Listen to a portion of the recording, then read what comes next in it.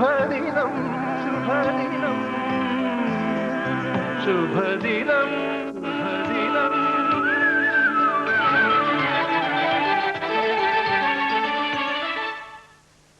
ചികിത്സാ രംഗം ഇന്ന് ഒരു വൻ ബിസിനസ്സാണ്. ചികിത്സകരെ ഉൽപ്പാദിപ്പിക്കുന്ന വ്യവസായമാണെങ്കിൽ അതിനേക്കാൾ വലിയ ഒരു ബിസിനസ്സും. ഇതിനെ രണ്ടിനെയും ഈ കച്ചവടത്തിന് പിൻബലം നൽകുന്ന രീതിയിൽ അല്ലെങ്കിൽ അതിന് വേണ്ടത്ര സപ്പോർട്ട് കൊടുക്കുന്ന രീതിയിലാണ് ചില ധാരണകൾ പരത്താൻ വേണ്ടിയിട്ട് ശാസ്ത്രജ്ഞന്മാരും മറ്റ് രംഗത്തുള്ള എല്ലാവരും പരിശ്രമിക്കുകയും ചെയ്യുന്നു. അടുത്ത കാലത്ത് നിങ്ങൾ വായിച്ചു കാണും ചായയെക്കുറിച്ച്, കാപ്പിയെക്കുറിച്ച്, മദ്യത്തെക്കുറിച്ച് ഒക്കെയുള്ള, വെളിച്ചെണ്ണയെക്കുറിച്ച് ഒക്കെ ഈ ധാരണകൾ മനുഷ്യരിൽ ഊട്ടി ഉറപ്പിച്ചാൽ മാത്രമേ ഈ ഒരു വ്യവസായത്തിന് നിലനിൽപ്പുണ്ടാവുകയുള്ളൂ. ഈ ഒരു സാഹചര്യത്തിൽ ആധ്യാത്മികതയുടെ അടിത്തറയിൽ നിന്നുകൊണ്ട് ആയുർവേദം എന്ന ഭാരതത്തിൻ്റെ പ്രാചീനമായ ചികിത്സാ സമ്പ്രദായത്തിൽ കൂടെ മനുഷ്യ സേവനം നൽകുന്ന, വളരെ ശരിക്കും പറഞ്ഞാൽ സൗജന്യമായി രോഗികളെ ചികിത്സിക്കുന്ന ഒരു മഹത് വ്യക്തിയാണ് ഇന്ന് നമുക്ക് ശുഭദിനത്തിൽ അതിഥിയായിട്ട് എത്തുന്ന സ്വാമി നിർമ്മലാനന്ദഗിരി. അദ്ദേഹത്തോട് ആയുർവേദത്തെക്കുറിച്ച്, ഇന്നത്തെ ചികിത്സാ രീതികളെക്കുറിച്ച്, ശരിക്കും പറഞ്ഞാൽ ജീവിതത്തിന്റെ ചര്യയിൽ നിന്ന് എങ്ങനെയാണ് ഈ ഒരു രോഗമില്ലാത്ത അവസ്ഥ, ആരോഗ്യം എന്ന് പറയുന്ന രോഗമില്ലാത്ത അവസ്ഥയാണ്, ഇതെങ്ങനെയാണ് ഉണ്ടായി വരുന്നതിനെ കുറിച്ചെല്ലാം അദ്ദേഹത്തോട് നമുക്ക് ചോദിക്കാം. അദ്ദേഹത്തിന് വളരെ വ്യക്തമായ, വളരെ എന്താ പറയുക, ശരിക്കും കൺവിൻസിംഗ് ആയിട്ടുള്ള ഉത്തരങ്ങൾ തരാൻ കഴിയുമെന്നതിന് യാതൊരു സംശയവുമില്ല. അദ്ദേഹത്തെ നമുക്ക് ശുഭദിനത്തിലേക്ക് സ്വാഗതം ചെയ്യാം. നമസ്തേ സ്വാമിജി. നമ്മൾ പണ്ട് കാലത്ത് കണ്ടിരുന്ന ഒരു പ്രത്യേകതയുണ്ട്. ഈ ആതുര ശുശ്രൂഷ അല്ലെങ്കിൽ ആതുരാലയങ്ങൾ അല്ലെങ്കിൽ രോഗവുമായി ബന്ധപ്പെട്ട ചികിത്സയ്ക്കുള്ള സങ്കേതങ്ങൾ, ഇതൊക്കെ വളരെ പരിമിതമായിരുന്നു എന്നുള്ളത് മാത്രമല്ല, ഇന്നൊരു ആശുപത്രിയിൽ അല്ലെങ്കിൽ അങ്ങനെ ചികിത്സയ്ക്കുള്ള ഒരു സ്ഥലത്ത് ചെല്ലുമ്പോൾ കാണുന്ന തിരക്കും അതുപോലെയുള്ള ഒരു എന്താ പറയേണ്ടത് വളരെ വേദനിപ്പിക്കുന്ന ഒരു അന്തരീക്ഷവും ഇങ്ങനെയുള്ള ഒരു സ്ഥലത്ത് ഉണ്ടായിരുന്നിരിക്കാനും സാധ്യതയില്ല. എനിക്ക് പരിചയമില്ലാത്ത ഒരു കാലത്തെക്കുറിച്ചാണ്. പക്ഷെ ഇന്ന് അങ്ങനെയല്ല. ഓരോ ജംഗ്ഷനിലും ഹോസ്പിറ്റലുകളും ചികിത്സയ്ക്കുള്ള സൗകര്യങ്ങളും ഒക്കെ ഉണ്ടെങ്കിലും രോഗികളുടെ എണ്ണം വളരെ അങ്ങ് പെരുകിക്കൊണ്ടിരിക്കുക. എന്തായിരിക്കും ഇതിനുള്ള കാരണം? കാരണം നിങ്ങളുടെ വിദ്യാഭ്യാസത്തിൽ രോഗത്തെക്കുറിച്ചാണ് കൂടുതൽ പഠിപ്പിക്കുന്നത്. കാരണം രോഗത്തെ സംബന്ധിച്ചിടത്തോളം പഠിക്കുന്നതിന് മുമ്പ് ആരോഗ്യം എന്നുള്ളതിനെ കുറിച്ചാണ് പൗരാണികർ പഠിച്ചിരുന്നത്. ആയുർവേദം എന്ന് പറയുന്നത് ഋഗ്വേദത്തിന്റെ ഉപവേദമാണ്. ആ ഉപവേദം എടുത്തു കഴിഞ്ഞാൽ അതിന് അനേക ഘടകങ്ങളുണ്ട്. അതിലെ ആദ്യത്തെ ഭാഗം സ്വസ്ഥ ചികിത്സ എന്ന് വിളിക്കുന്ന സ്വസ്ഥവൃത്തമാണ്. ചികിത്സ എന്നുള്ളത് പിന്നീടിട്ട പേരാണ്. സ്വസ്ഥവൃത്തമാണ്. സ്വസ്ഥവൃത്തത്തിന് ഒരാൾക്ക് ആയുസ് എങ്ങനെ ദീർഘിപ്പിക്കുന്നതിന് പറ്റുന്ന വിധത്തിൽ ഭക്ഷണം, ആഹാരം, നിദ്ര, വേഗങ്ങൾ ഇവയൊക്കെ കൊണ്ടുപോകാം. വേഗങ്ങളെന്ന് പറഞ്ഞാൽ മൂത്രമൊഴിക്കുക, കക്കൂസി പോവുക, ഇങ്ങനെയുള്ള വേഗങ്ങളുണ്ട്. മനുഷ്യനിൽ നിന്ന് പുറത്തേക്ക് പോകേണ്ട വസ്തുക്കളുണ്ട്. അവയൊക്കെ എങ്ങനെ നേരാംവണ്ണം കൊണ്ടുപോകാം, ബോധ മനസ്സിന്റെ പരിക്ലിപ്തിയിൽ കൊണ്ടുവന്ന് എങ്ങനെ നേരാംവണ്ണം കൊണ്ടുപോകാം. പിന്നെ സ്വസ്ഥവൃത്തം എന്നാണ് പറയുന്നത്. എന്ത് തരം ആഹാരങ്ങൾ കഴിക്കാം, എന്ത് കഴിക്കരുത്, ഏത് ആഹാരങ്ങൾ തമ്മിൽ യോജിപ്പിച്ചാൽ അത് ശരീരത്തിൽ വിഷകലകൾ ഉണ്ടാക്കും, ഏത് ആഹാരങ്ങൾ, ഇപ്പോൾ ഉദാഹരണത്തിന് മത്സ്യവും തൈരും അത് ഒരുമിച്ച് കഴിക്കുന്നതിൽ ഒരുപാട് വിഷകലകൾ ശരീരത്തിലുണ്ടാവും. അപ്പൊ ഇങ്ങനെ ഒരുപാടെണ്ണം ഉണ്ട്. ഉദാഹരണത്തിന് ഞാൻ ഒരെണ്ണം പറഞ്ഞെന്നുള്ളതേ ഉള്ളൂ. ഏത്തക്കയും പാലും അത് വിരുദ്ധാഹാരമാണ്. പക്ഷെ അത് കുട്ടിക്കാലത്ത് കുറേശ്ശെ കൊടുത്ത് ആ വിഷത്തിന് ശക്തി ഉണ്ടാക്കിയാൽ അവന് പിന്നെ ഇഷ്ടം പോലെ കഴിക്കാം. അപ്പൊ അങ്ങനെ വരുന്ന വിരുദ്ധ ആഹാരങ്ങൾ ഒരു പടിയുണ്ട്. അവ നമ്മുടെ ജനിതകവുമായി ബന്ധപ്പെടുമ്പോൾ ഏതേതെല്ലാം തരം രോഗങ്ങളിലേക്ക് പോകാം. ഇതിനെക്കുറിച്ചുള്ളൊരു പഠനം ഉൾക്കൊള്ളുന്നതും അതുപോലെ തന്നെ വാചീകരണം. ഇപ്പം ഒരാൾ ജീവിക്കുമ്പോൾ അയാൾക്ക് ആരോഗ്യം വേണം, നല്ല തരത്തിൽ അയാൾക്ക് കുടുംബജീവിതം വേണം, അതിൽ ദമ്പതിക്രിയ വേണം. ഇങ്ങനെയുള്ള കാര്യങ്ങളിലൊക്കെ അയാളുടെ ശരീരത്തിന് പൂർണ്ണമായ ആരോഗ്യം കിട്ടാനും കുടുംബ സൗഭാഗ്യങ്ങൾ ഉണ്ടാകുന്നതിനും വേണ്ടി ഏതെല്ലാം തരത്തിൽ ജീവിച്ചാലാണ് പറ്റുന്നത്. ഇത് ഉൾക്കൊള്ളുന്ന വാചീകരണം, രസായനം, ആരോഗ്യമുള്ളവൻ കഴിക്കുന്ന ഭക്ഷണ പദാർത്ഥങ്ങൾ, ഇവയെല്ലാം ചേർത്ത് വരുന്ന സ്വസ്ഥ വൃത്തം എന്ന് പറയുന്ന ഒരു വലിയ ശാസ്ത്രശാഖയുണ്ട്. ആ ശാസ്ത്രശാഖ ആയുർവേദത്തിന്റെ അടിസ്ഥാനമാണ്. അത് കഴിഞ്ഞാൽ പിന്നെയാണ് ശമന ചികിത്സ എന്ന് പറഞ്ഞ് രോഗം വന്നവനുള്ള ചികിത്സയുടെ ക്രമങ്ങൾ വരുന്നത്. അതിൽ ശമന ചികിത്സ വരുന്നതിന് മുമ്പ് തന്നെ നിങ്ങളുടെ സ്വപ്നം, നിങ്ങളുടെ ജാഗ്രത, നിങ്ങളുടെ സുഷുപ്തി, വ്യക്തിയെ ഇന്ന് പഠിക്കുമ്പോൾ, നിങ്ങളിപ്പോൾ ഇന്ന് ലോകത്ത് പഠനവും പഠിപ്പിക്കലും ഒക്കെ നടക്കുമ്പോഴും നിങ്ങളുടെ മീഡിയകൾ പോലും പ്രവർത്തിക്കുമ്പോഴും ചെയ്യുന്നത് വെച്ചാൽ വ്യക്തിക്ക് ജാഗ്രത മാത്രമേ ഉള്ളൂ. ആരോഗ്യമുള്ളവനുമായിട്ട് നിങ്ങൾ സംവദിക്കുന്ന മുഴുവൻ അവന്റെ ജാഗ്രത മാത്രം വെച്ചുകൊണ്ടാണ്. അവനൊരു സ്വപ്നമുണ്ട്. ആ സ്വപ്നത്തിനകത്താണ് അവന്റെ ജാഗ്രത ഇരിക്കുന്നത്. ആ സ്വപ്നത്തോട് ചേരാതെ ജാഗ്രതത്തിന് പ്രസക്തിയില്ല. അപ്പൊ നല്ല സ്വപ്നങ്ങൾ എങ്ങനെ കാണും ഒരു സമാജം? നല്ല സ്വപ്നം എങ്ങനെ കുട്ടികൾ കാണും? അപ്പൊ യുക്തമായ സ്വപ്നം, യുക്തമായ ജാഗ്രത, യുക്തമായ ആഹാരം, യുക്തമായ വിഹാരം, ഇവയൊക്കെ കൊടുക്കുന്ന യുക്താഹാര വിഹാരസ്യ യുക്ത സ്വപ്നാവബോധസ്യ എന്നൊക്കെ പറയുന്ന ആ യുക്തമായ സ്വപ്നങ്ങളും യുക്തമായ ആഹാരവും യുക്തമായ വിഹാരവും ഒക്കെ അടങ്ങുന്ന ഒരു വലിയ പഠനം ആരോഗ്യമുള്ളൊരു സമൂഹത്തിന്റെ അനിവാര്യതയാണ്. പിന്നെ അവര് അന്ധവിശ്വാസം എന്ന പോലെ ഇന്ന് ആളുകൾ പറയുന്ന ഭാഗവതാദി ഗ്രന്ഥങ്ങളൊക്കെ എടുത്താൽ പോലും അതിൽ പോലും ഇതിന്റെ സൂചനകൾ കാണും. ഇപ്പൊ ആഹാരം വിൽക്കരുത്, പാചകം ചെയ്ത ആഹാരം വിൽക്കരുത്, പാചകം ചെയ്ത ആഹാരം പ്രദർശിപ്പിക്കരുത്. അട്ടശൂല ജനപദാഹ, പാചകം ചെയ്തിട്ടുള്ള ഒരാഹാരവും വഴിയിൽ വിൽക്കാനോ പ്രദർശിപ്പിക്കാനോ പാടില്ല. എന്തുകൊണ്ട് പ്രദർശിപ്പിക്കരുത്? കാരണം ആഹാരം എന്ന് പറയുന്നത് കഴിക്കുന്നത് വായിൽ വാരുത്തുന്നത് മാത്രമല്ല, ആഹാരം കാണുമ്പോൾ കഴിക്കുന്നുണ്ട്, ആഹാരത്തിന്റെ പേര് കേൾക്കുമ്പോൾ കഴിക്കുന്നുണ്ട്, ആഹാരം കഴിക്കുമ്പോഴും കഴിക്കുന്നുണ്ട്, ഗന്ധം വരുമ്പോൾ കഴിക്കുന്നുണ്ട്. അപ്പൊ ശബ്ദം, സ്പർശം, രൂപം, രസം, ഗന്ധം എന്ന 5 രീതിയിലും ആഹാരം തന്നെയാണ് കഴിച്ചുകൊണ്ടിരിക്കുന്നത്. അപ്പോൾ വഴിയിരിക്കലൊരു ലഡുവോ ഇതൊക്കെ പോകുമ്പോൾ ഒരു കുട്ടി അതിന്റെ പടിക്ക കൂടെ പോകുമ്പോൾ കുട്ടിക്ക് ആ ലഡു കഴിക്കണമെന്ന് തോന്നുന്ന സമയത്ത് തന്നെ ഉമിനീർ ഗ്രന്ഥി പ്രവർത്തിക്കും, ബയല് പ്രവർത്തിക്കും, ഇതെല്ലാം പ്രവർത്തിക്കും റിഫ്ലക്സ് അനുസരിച്ച്. ഇത് പ്രാചീനർ പറഞ്ഞു എന്നുള്ളത് കൊണ്ട് തെറ്റാണെന്ന് ആധുനികർ വിചാരിക്കുകയാണെങ്കിൽ അത് പഠിപ്പിക്കേണ്ട അന്ധവിശ്വാസമാണ്. ഇരിക്കട്ടെ, പാവ്ലോവ് പറഞ്ഞിട്ടുണ്ട്, പഠിപ്പിച്ചോളൂ. സ്വാമി, ഈ സ്വപ്നത്തെ കുറിച്ചും ജാഗ്രതയെ കുറിച്ചും പറഞ്ഞല്ലോ. അപ്പം ഈ മോഡേൺ സൈക്കോളജിയിൽ പറയുന്ന ഈ കോൺഷ്യസ് ആൻഡ് സബ് കോൺഷ്യസ് ആണോ ഉദ്ദേശിക്കുന്നത്? അതും ഈ സ്വപ്നാവസ്ഥ എന്ന് പറയുന്ന ഒരു പ്രത്യേക അവസ്ഥ? ഒരുപാട് അവസ്ഥകളുടെ സങ്കീർണമായ തലമാണ് ജാഗ്രതവും സ്വപ്നവും എന്ന് പറഞ്ഞാൽ ഫ്രോയിഡ് രംഗപ്രവേശം ചെയ്യുന്നതുവരെ ആധുനികൻ അജ്ഞാതമായിരുന്നതും വില്യം ജെയിംസ് മനഃശാസ്ത്രവുമായി രംഗപ്രവേശം ചെയ്ത് കഴിഞ്ഞ് വളരെ ദൂരം സഞ്ചരിച്ച് ഫ്രോയിഡ് രംഗപ്രവേശം ചെയ്ത് സ്വപ്നത്തിന്റെ അനാലിസിസും കാര്യവും ഒക്കെ രൂപപ്പെടുത്തി കഴിഞ്ഞ് മാത്രമെന്ന് നാം വിശ്വസിക്കുന്നതും ഇന്നും വൈദ്യശാസ്ത്രത്തില് ഭ്രാന്തന്മാരെയോ അപസ്മാര രോഗികളെയോ മാത്രം കൈകാര്യം ചെയ്യുമ്പോൾ മാത്രം നമ്മൾ EEG പോലുള്ളതെടുത്ത് സ്വപ്നത്തെയും മറ്റുള്ളതിനെയും പഠിക്കുകയും ചെയ്യുന്ന ഈ ശാഖ ആരോഗ്യമുള്ള കാലത്താണ് പ്രസക്തമായി പഠിക്കേണ്ടത്. അതിന് പ്രാചീനമായ ഗ്രന്ഥങ്ങളാണ് നിങ്ങൾ ചോദിക്കുന്നതെങ്കിൽ, അതിലെ സംജ്ഞകളാണ് ചോദിക്കുന്നതെങ്കിൽ, ഏറ്റവും പ്രാചീനമായ ഒട്ടേറെ ഗ്രന്ഥമുണ്ട്. അതിന്റെ കാലമോ ദൈർഘ്യമോ ഒന്നും എനിക്കറിയില്ല. കാരണം എന്താ വെച്ചാൽ അവ എന്റെ പഠന വിഷയമല്ല, എഴുതിയ ആളുകളും എന്റെ പഠന വിഷയമല്ല. ഈ ഗ്രന്ഥങ്ങളുണ്ട് എന്ന് എനിക്കറിയാം, ഞാൻ അവ വായിച്ചിട്ടുണ്ട്. ഇപ്പൊ നിങ്ങൾക്ക് മാർക്കറ്റിൽ കിട്ടുന്നതാണ്. ഞാൻ വായിച്ചു, നിങ്ങൾക്ക് കിട്ടുകയില്ലെന്നല്ല, നിങ്ങൾക്ക് മാർക്കറ്റിൽ കിട്ടുന്നവയാണ്. ആ ഗ്രന്ഥങ്ങളിൽ മാണ്ഡൂക്യ ഉപനിഷത്ത് പ്രമാണ ഗ്രന്ഥങ്ങളിലൊന്നാണ്. അതിലെ സബ്ജക്റ്റ് തന്നെ മാണ്ഡൂക്യ ഉപനിഷത്ത് എന്ന് പറയുന്ന ഒരു ഉപനിഷത്തിനകത്തെ വിഷയം തന്നെ ജീവൻ എന്ന് പറയുന്ന ഒന്നാണ്. ആ ജീവൻ 4 പാദങ്ങളോട് കൂടിയതാണ് എന്നാണ് പറയുക. അയമാത്മാ ബ്രഹ്മ, സ്വയമാത്മാ ചതുഷ്പാദ തന്ത്രമാണ്. കാർട്ടീഷ്യൻ കോർഡിനേറ്റ്സ് പോലെ 1-ാം ചതുർത്ഥാംശം, 2-ാം ചതുർത്ഥാംശം, 3-ാം ചതുർത്ഥാംശം, 4-ാം ചതുർത്ഥാംശം എന്ന് വ്യക്തമായി നമുക്ക് ഗ്രാഫിക്കലായി നോട്ട് ചെയ്യാൻ പാകത്തിന് പര്യാപ്തമായി അന്ന് എഴുതിയ ഒരു ഗ്രന്ഥമാണ് മാണ്ഡൂക്യം. അതിൽ 1-ാം ചതുർത്ഥാംശം, 2-ാം ചതുർത്ഥാംശം, 3-ാം ചതുർത്ഥാംശം, 4-ാം ചതുർത്ഥാംശം എന്ന് പറയുന്ന പോലെ ജാഗ്രത്, സ്വപ്നം, സുഷുപ്തി, തുരീയം എന്ന് 4 എണ്ണമാണ്. അപ്പോൾ 1-ാമത്തത് നമ്മുടെ ഉണർന്നിരിക്കുന്ന അവസ്ഥ.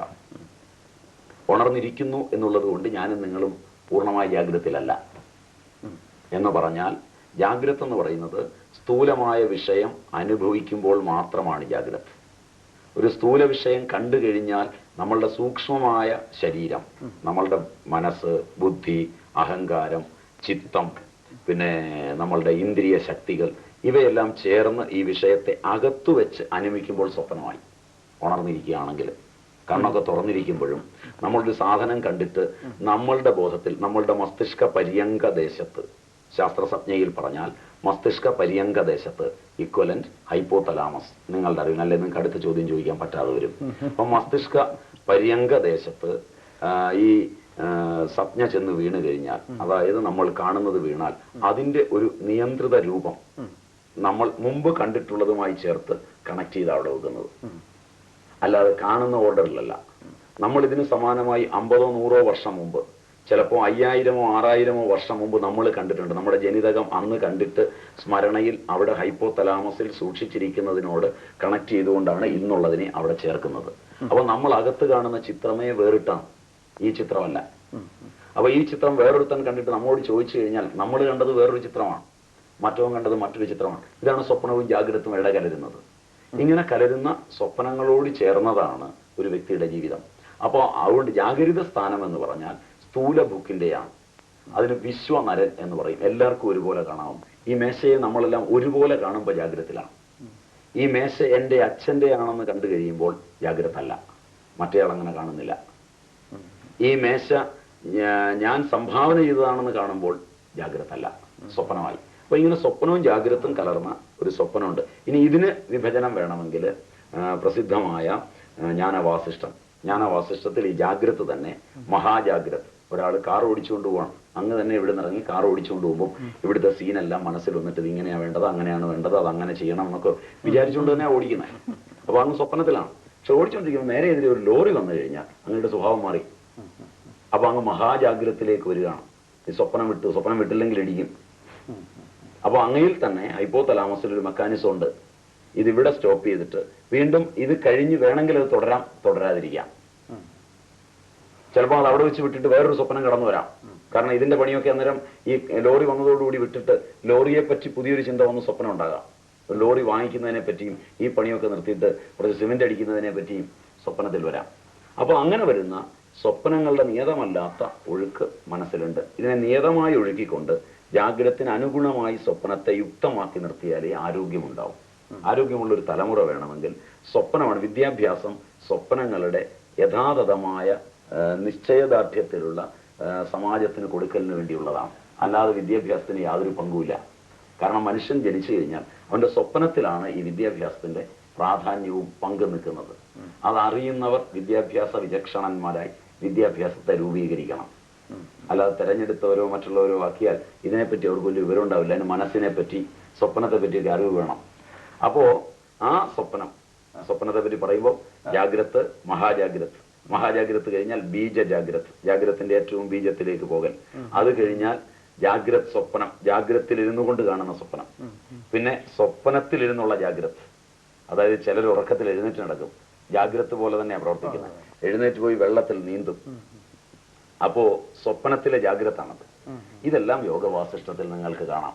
പുസ്തകം പഴയതായതുകൊണ്ടും പേര് യോഗവാസിഷ്ടമെന്നായതുകൊണ്ടും അത് വർഗീയമോ അധമമോ തെറ്റോ ആണെന്നുള്ളതാണ് ഇന്നത്തെ ഇത്.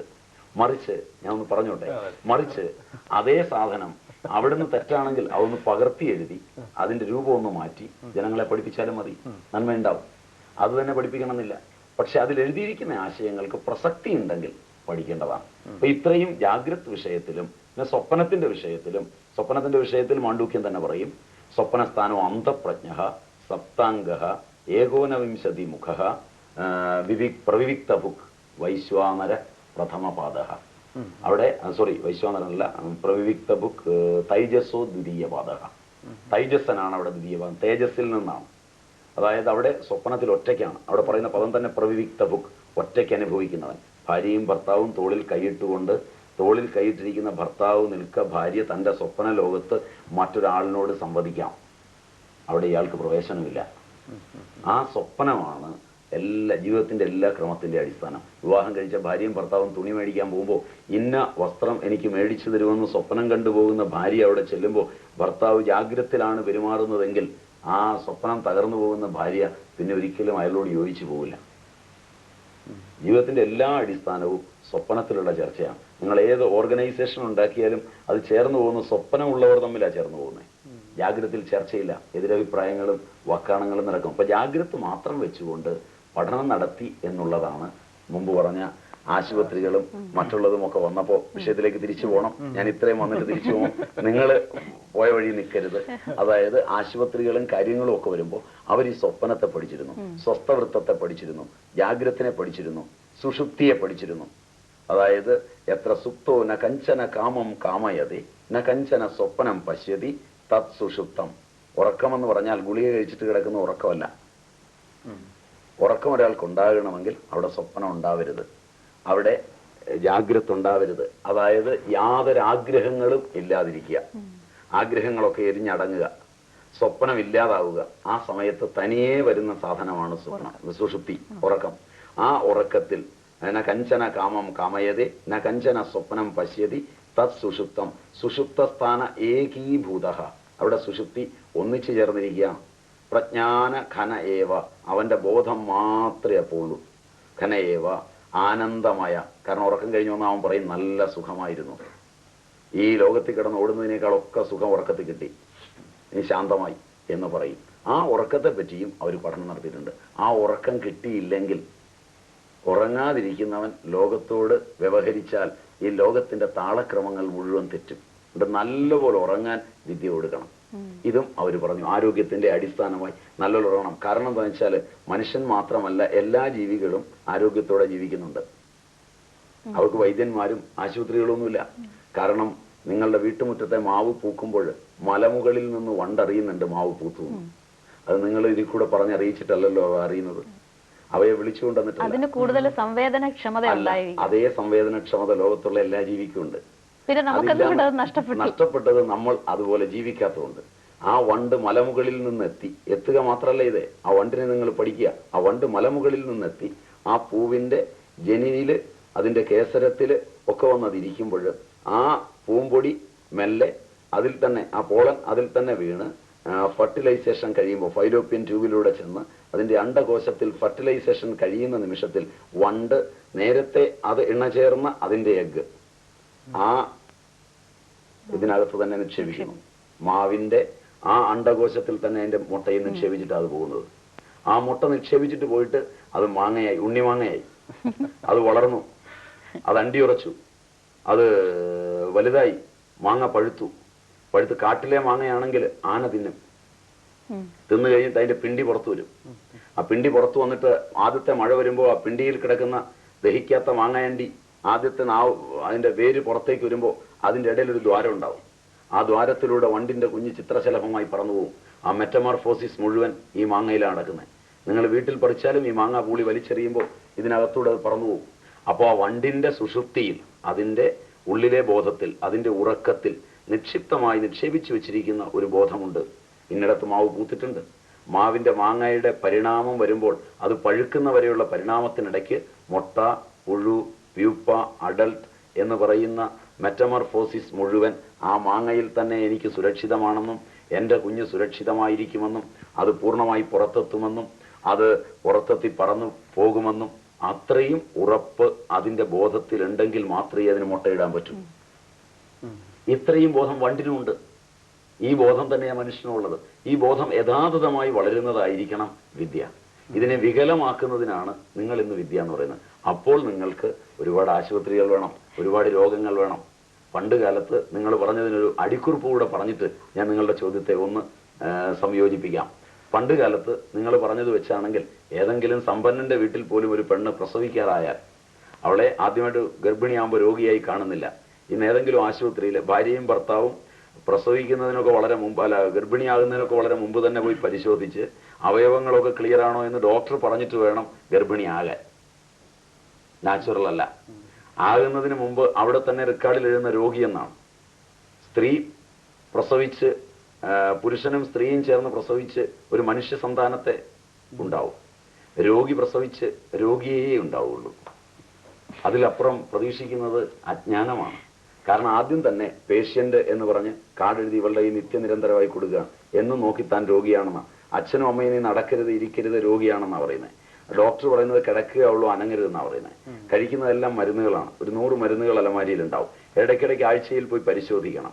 ഇതെല്ലാം ചെയ്യുന്ന സ്ഥാനത്ത് ഇന്നലെ കേരളത്തിലെ ഏറ്റവും വലിയ സമ്പന്നൻ പോലും, എൻ്റെ ഓർമ്മ ശരിയാണെങ്കിൽ 1948, 49 ഒക്കെ എൻ്റെ ഒരു പ്രീ ഡിഗ്രി ഒക്കെ പഠിക്കുന്ന ആ കാലത്തിന്റെ തൊട്ട് മുമ്പുള്ള കാലം, ഒരു 7ാം ക്ലാസ് 8ാം ക്ലാസ്സിലൊക്കെ വയ്ക്കുന്ന കാലത്ത് ഞാൻ ഓർക്കുന്നത് എന്താണെന്ന് വെച്ചാൽ അന്നത്തെ കാലത്തൊക്കെ എന്ത് ചെയ്യുമെന്ന് വെച്ചാൽ ഒരു സ്ത്രീ ഗർഭിണിയാണെങ്കിലും നല്ല പണിയെടുക്കും.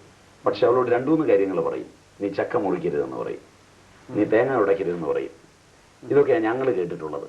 ചക്ക മുറിക്കുമ്പോൾ നീ മുറിക്കുന്ന കത്തി കടന്നു പോകുമ്പോൾ ഒരു ചക്കക്കുരു മുറിഞ്ഞാൽ ആ ചക്കക്കുരുവിലുള്ള ബീജവും നിന്റെ ഉള്ളിലുള്ള ബീജവും ഒന്നാണ്.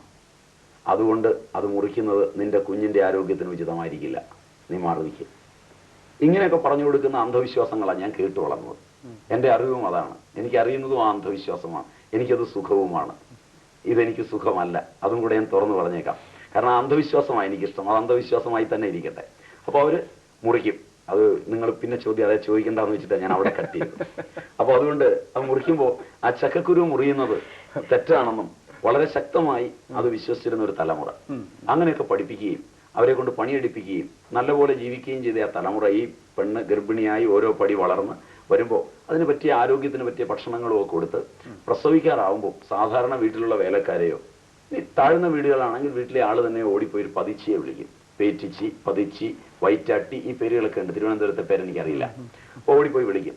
വിളിച്ചു കഴിഞ്ഞാൽ ഉടനെ അവൾ വരുന്നത്, അവള് എന്തെങ്കിലും പണിയെടുത്തുകൊണ്ടിരിക്കുകയായിരിക്കും. മിക്കവാറും ചുണ്ണാമ്പ് കലക്കി വെക്കുവോ, ചുണ്ണാമ്പ് വയ്ക്കുന്നവരായിരിക്കും, ചിലപ്പം ചുണ്ണാമ്പ് കലക്കി വെക്കുവോ, വൈറ്റ് വാഷ് യോഗ ചെയ്യുന്നൊരു സ്ത്രീ ആയിരിക്കും വരുന്നത്. ഇവളവിടുന്ന് പുകയത്ത് തൂക്കിയിട്ട് എന്തെങ്കിലും ഒരു എണ്ണയോ കുഴമ്പോ എന്തോ സാധനം എടുത്ത് ഒരു കുപ്പിക്കകത്തെടുത്ത് എന്തെങ്കിലും ഒരു ചെറിയ സാധനം ഉള്ളു കയ്യിലെടുത്ത് ഉടുത്ത മുണ്ടും ഒരു മുണ്ടെടുത്ത് തോളയിൽ വിട്ടിട്ട് ഈ പറമ്പിൽ കൂടെ ചാടി ഓടി നേരെ ഈ വീട്ടിലേക്ക് വരിക. സമാജത്തെ ആവശ്യമാണ് ഇവൾ നന്നായി പ്രസവിക്കേണ്ടത്, ഇവളുടെ ആവശ്യമല്ല. ഇവളൊരു ഉപഭോക്താവല്ല. സമാജത്തിൽ ഉത്തമ സന്താനം വരേണ്ട സമയത്ത് വൈറ്റാട്ടിക്ക് അവളുടെ ഒരു കടമയുണ്ട്, അവൾക്ക് വേണ്ടി ഓടിയ ആളിനൊരു കടമയുണ്ട്. ആ പാരസ്പര്യത്തിന്റെ പേരിൽ അവള് എല്ലാ പണിയിട്ടിട്ട് ആ എടുത്ത പണി അവിടെ ഇട്ടിട്ട് അവൾ ഓടുകയാണ് നേരെ. അല്ലാതെ കാറ് കൊണ്ടുവന്നിട്ടുണ്ടോ എന്ന് ചോദിക്കല്ല, ഫീസ് ആദ്യം തന്നെ പറയല്ല, നേരെ ഓപ്പറേഷൻ തിയേറ്ററിൽ കയറ്റാൻ പറയല്ല. അവൾ നേരെ ഓടുകയാണ്. മതിലും കയ്യാലെയൊന്നും അവൾക്ക് ബാധകമല്ല. അവൾ ഓടി വന്നു, ഈ വീട്ടിലെത്തി, നേരെ കഥ അടച്ച് പുരുഷന്മാരെയൊക്കെ പുറത്തിറക്കി കഥ അടച്ച് നേരെ അകത്ത് കയറി. ഒരു 10 മിനിറ്റ് അല്ലെ 15 മിനിറ്റ്. അപ്പം കുട്ടിയെ പുറത്തെടുക്കുന്ന സമയത്ത് ചിലപ്പം അന്നത്തെ കാലത്തും ഉണ്ട് കാല് പുറത്തേക്ക് ആദ്യം വരുന്നത്, തല വരാത്തത്. അപ്പോൾ പൊക്കിളിക്കോടി വിട്ടുപോയി കഴിഞ്ഞാൽ ഉടനെ കുട്ടിക്ക് ഓക്സിജൻ കിട്ടില്ല. പക്ഷെ അവൾ പെട്ടെന്ന് വലിച്ചെടുത്ത് കഴിഞ്ഞാൽ അവൾ ആദ്യം ചെയ്യുന്ന ആ മൂക്കിലും വായിലുള്ള ആ ദ്രാവകങ്ങളെല്ലാം അവളുടെ വാവുകൊണ്ട് വലിച്ചു ദൂരക്കളയാണ്. നമുക്ക് അതിൽ അറപ്പും വെറുപ്പൊന്നുമില്ല. കാരണം ജീവനാണ് അവിടെ ഏറ്റവും വലുത്. അപ്പൊ അങ്ങനെ ചെയ്തു കഴിഞ്ഞാൽ കുട്ടിയെ സുരക്ഷിതമായിരിക്കുന്ന സുഖപ്രസവമാണ് അന്നൊക്കെ കേട്ടിട്ടുള്ളത്. അങ്ങനെ എൻ്റെ അമ്മയൊക്കെ എന്നെയൊക്കെ പ്രസവിച്ചത്. അല്ലാതെ കാരണം എന്താ വെച്ചാൽ ഇന്നത്തെ ഒരു പ്രക്രിയയുമായിട്ടൊന്നും ബന്ധമില്ല. അപ്പൊ അവർക്ക് സമാജത്തോടൊരു പ്രതിബദ്ധതയുണ്ട്, അവർക്കും സമാജത്തോടൊരു പ്രതിബദ്ധതയുണ്ട്. പോകുമ്പോൾ ഒരു 5 രൂപ ചിലപ്പോൾ കൊടുക്കും, ചിലപ്പോൾ ഒന്നും കൊടുത്തില്ലെന്ന് വരും, കൊടുത്താൽ ചിലപ്പോൾ ഒന്നും മേടിച്ചില്ലെന്ന് വരും. അതിന്റെ പേരിലൊന്നും ആരും ദുഃഖിച്ചിട്ടൊന്നുമില്ല. അറിവിന്റെ ഈ ഉന്നത ലോകങ്ങളൊക്കെ കൈകാര്യം ചെയ്തത് ഇങ്ങനെയാണ്. ഇന്ന് അങ്ങനെയല്ല കൈകാര്യം ചെയ്തത്. ഇന്ന് പരമാവധി ഇത് സിസേറിയൻ ആക്കണമെന്ന് മാനേജ്മെന്റ് ആവശ്യപ്പെട്ടിട്ട് സിസേറിയൻ ആക്കുന്ന ഒരു വിദ്യാഭ്യാസമാണ്. മാത്രമല്ല അത് കഴിഞ്ഞുള്ള തലമുറയിൽ ഒരു 50, 55, 60 സാധാരണ ഗവൺമെന്റ് ആശുപത്രിയിലേ പോകുള്ളായിരുന്നു. എന്റെ ആ കാലങ്ങളിലൊക്കെ ഗവൺമെന്റ് ആശുപത്രിയിലേ പോകുള്ളൂ. പ്രൈവറ്റ് ആശുപത്രി എന്ന് പറഞ്ഞാൽ നിഷിദ്ധമാണ്. പ്രൈവറ്റ് സ്കൂളിൽ പഠിച്ചാൽ അവൻ പഠിക്കാൻ കൊള്ളില്ലാത്തവനാണ്. ഗവൺമെന്റ് സ്കൂളിലെ വിദ്യാർത്ഥികൾ പഠിക്കുള്ളൂ. അപ്പോൾ പറ്റുമെങ്കിൽ ഒരു ട്രാൻസ്പോർട്ട് ബസ്സിലേ കയറുള്ളൂ, പ്രൈവറ്റ് വണ്ടിയെ കയറില്ല. ഇതൊക്കെ എനിക്ക് നല്ല ഓർമ്മയുള്ള കാലമാണ്. പക്ഷേ ഇന്നങ്ങനെയല്ല, ഇന്നെല്ലാം പ്രൈവറ്റിലേ കയറുള്ളൂ, ഗവൺമെന്റ് കൊള്ളില്ലാതായി. അപ്പൊ ഇത്രയും കാലം ഭരിച്ചവർ ജനങ്ങളിൽ ഉണ്ടാക്കിയ അവബോധമാണ് ഇതിന് കാരണം, വിദ്യാഭ്യാസമാണ് അതിന് കാരണം. അല്ലാതെ നിങ്ങൾ ഉദ്ദേശിച്ച പോലെ ജനങ്ങളുടെ തെറ്റല്ല.